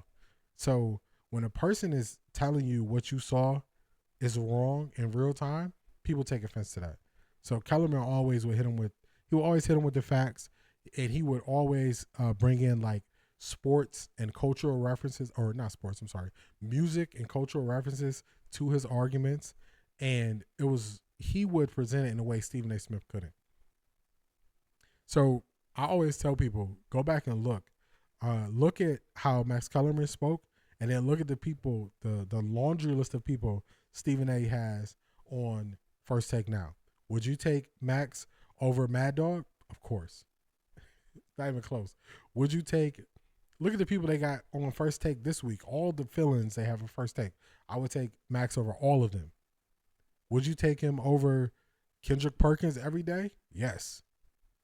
Kendrick Perkins, man, he had like a good 2 weeks, and I was really about to say Kendrick Perkins might be turning this corner and understanding this thing, and he just fell off a cliff the last 2 weeks with just wild takes and being sensitive. But you just go down the list. Look at the people that's on there all the time. You would take Max over them.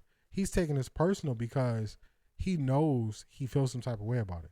If somebody says they don't like one of my takes, do you think I go and I got to defend myself with my take?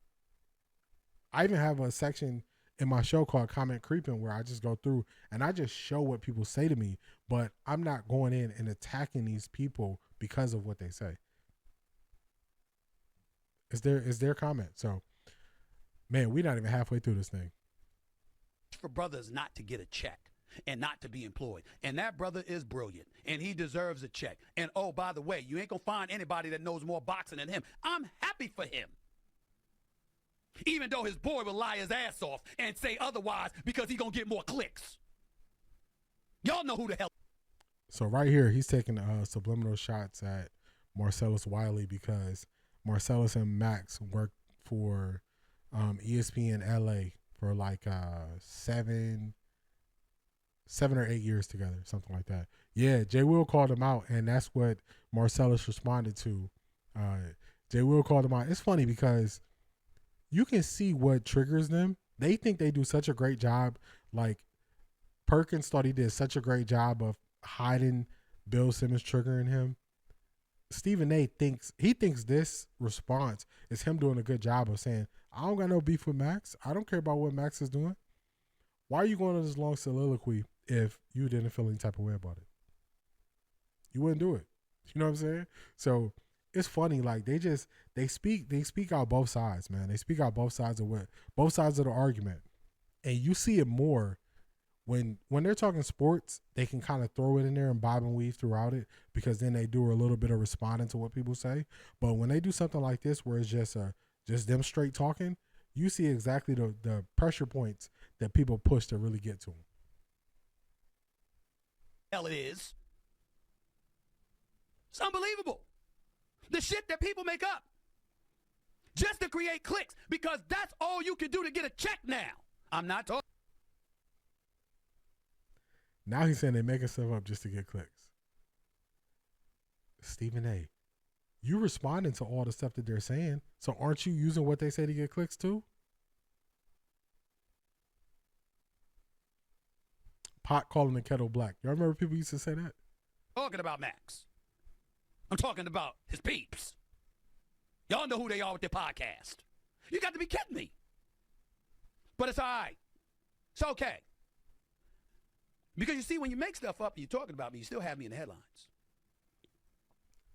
So, Stephen A., after you had your dust-up situation with LeBron and LeBron came to you man-to-man like you always call for people to do while you were at the game, you went and you insinuated that you would have fought LeBron if it would have got to that point, if it wasn't for your contract.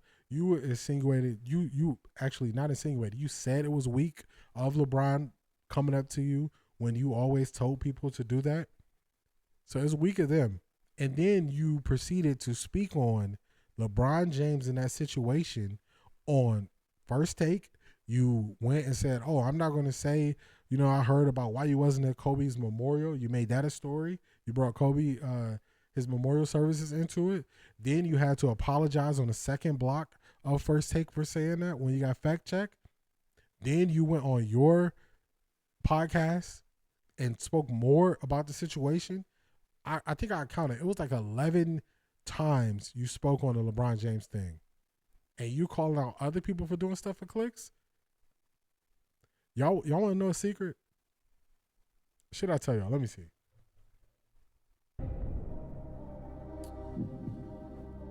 Should I put us out here? I'm going to put all of us out here. Y'all want to know something? I'm going to put all of us out here. Any person that is speaking on a microphone behind a camera and they are on YouTube, TikTok, Twitch, X, any of those mediums, we all looking for clicks. We all are. They're lying when they say they're not looking for clicks. They are. You just got to be honest about it. Why would I tell y'all? So let me break this down. So I'm here, I'm doing a live show, and I got Streamlabs telling people like, comment, and subscribe. When I break down my clips, I'm saying like, comment, subscribe. When I'm shouting people out for liking and following and subscribing. But then I'm gonna say I'm not doing this for clicks. Sometimes, like we was talking about this earlier, the easiest way out is just call it what it is. We all doing this for clicks. If you ever, when people go on those big old, they do those long live streams and they call out a person for doing something for clicks as if their entire live stream isn't for clicks, it's crazy. We all do this for the same reason. And when people try to make their reasoning for doing the same thing that other people are doing like they are holier than thou, I think that's one of the weakest ways you can go. Call out for what it is, man. You would not be doing a whole segment on your show calling out people for calling you out if it wasn't for clicks. It's a weird space in the world we live in where people want to be holier than thou and call people out for doing the exact same things they're doing. I'm not calling Stephen A. out for clicks. I'm saying I'm doing this for clicks too. That's the difference. I'm just owning up to it. Own up to it, man. You know why we here. Come on, man. Oh, I show up at an all-you-can-eat restaurant and I'm saying, I'm not eating nothing. What I'm here for? What we doing, man? It's crazy. Which means you believe I'm relevant. Which means you know that it will create clicks for you. And that really kills you, doesn't it?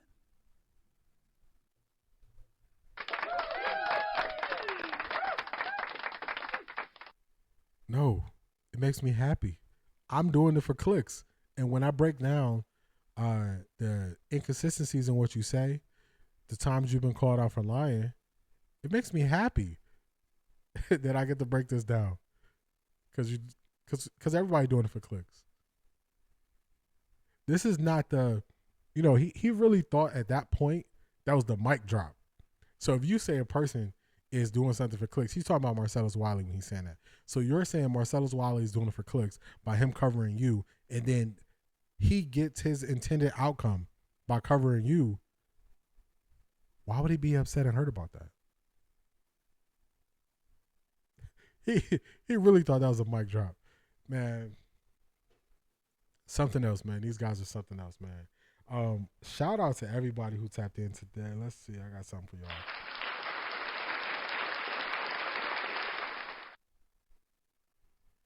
y'all. Be more specific on Angel Reese. She's been balling out lately. She's definitely been balling out lately. Turning around, her offensive game has stepped up. I like that she went to the Unrivaled League. I think that definitely helped her offensively, where in the offseason she can play against other players. But is it something specific on Angel Reese?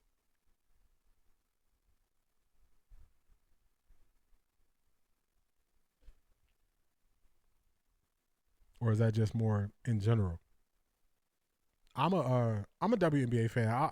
My favorite sport is basketball, so I love the NBA, love the WNBA. I watch both. My favorite player is Asia Wilson, the Las Vegas Aces. My favorite team, not doing so good. Becky Hammond might be on the hot seat. It's not looking good. Their front office is not doing the best with who they've been picking up this year. You know, it's a gift and a curse. Social media is a gift and a curse. So usually when people critique Angel Reese, it's rarely about her game. You know, she's a solid rebounder, which everybody expected her to be a solid rebounder coming out of college. Her offensive game is definitely taking an uptick this year. And social media for her is a gift and a curse, because what players did, man, I'll talk about it. It's words that Kelsey Plum wanted out, but if she was still under contract, I would have held firm. We got Jewel Lloyd, which Jewel Lloyd is a great pickup, great scorer. Becky Hammond has to be bold and probably put Jewel Lloyd on the bench. I would start Aaliyah Nye at the 3, and I wouldn't start Kia Stokes and Asia Wilson. I would only start Asia Wilson at center. I would add Aaliyah Nye so she could be more of a space to floor, so the offense could be better. And then if you do want to switch, you can switch on defense. But they can collapse the paint too much when you got Kia Stokes and Asia. And then Jewel Lloyd, I would bring her off the bench.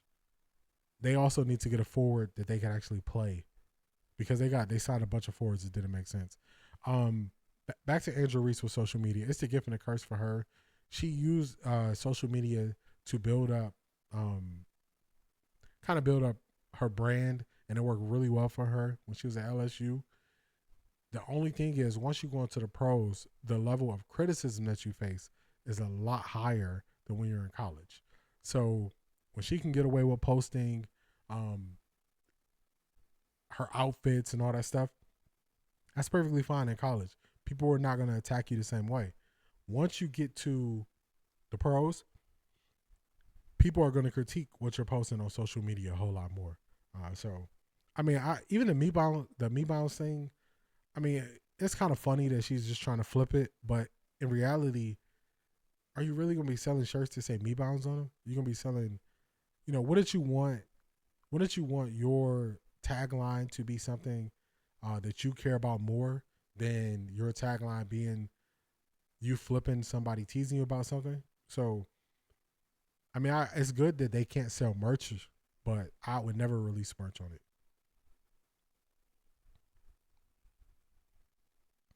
So, yeah, man, Kelsey Plum, and she went to Los Angeles. I'm going to tell you, the first domino for the Aces to start falling was the Aces losing Hamby, De'Erica Hamby. No, why am I saying her name wrong? I think I'm saying her name wrong. But Hamby, she was the ultimate role player. She was the ultimate player who can play beside Asia Wilson. That was the start of the downside of them when they traded her to LA. Once they traded her to LA, that was the downside of them, because the Aces have a lot of forwards that don't even get into the game. Forwards and centers that don't play. They just released one of them yesterday. I'm hearing that Aaliyah Boston wants out. She's on the Washington Mystics. They drafted, I can't think of the girl's name. I'm sorry. They drafted this year, who's playing really good. And then Shakira Austin is really stepping it up this year, playing really well. So Aaliyah Boston doesn't really have the same level of role that she had. So she might want out. So Aces got to do something, man. because it could slip away. Like it's still early in the year, but being under 500 this early in the year, and you just digging yourself in too deep of the hole. And then that last game they just had, they scored 54 points. They got beat by the Fever. I think it was Asia Wilson's first loss to the Fever. She was like, or his second loss to the Fever. I think she was 20-1 against the Fever. And then Caitlin Clark wasn't playing. So it's just one of those where it's like, man, we got to turn this thing around. Becky Hammond came in and she won those 2 championships back to back. And I think that gave her some grace. But the last 2 years have really been questionable. The way that the Aces did not match up well and they couldn't do anything against New York was a problem, which that was when they kind of started to get exposed when they lost to the Liberty. Then last year, not even making it to the championship when you got arguably the best player in the game right now in Asia Wilson. So the Aces, I mean, this is when you really got to start looking at coaching. Their offense looks garbage. And I think it's a spacing issue. So Asia the only one that can go out there and just kind of beat whatever defense they put in front of her. So I think that's going to be it for me for the show. Shout out to Maurice. Great questions. Shout out to Ahmad Woody for the follow. I appreciate y'all. Shout out to Maurice also for the follow. I'm doing a new time with my streams. My streams will be live streaming on Saturdays at 10 a.m. Try to get in for about 2 hours. Going into the NFL season, I will be adding some more streams, so potentially add a couple streams on Sunday. Got some ideas for the Sunday streams. Definitely appreciate you. See you next week.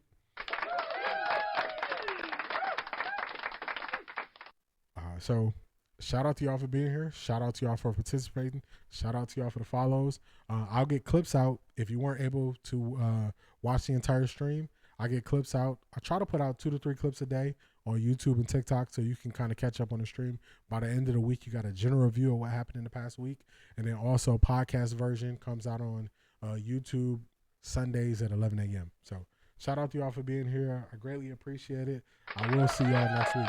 Peace.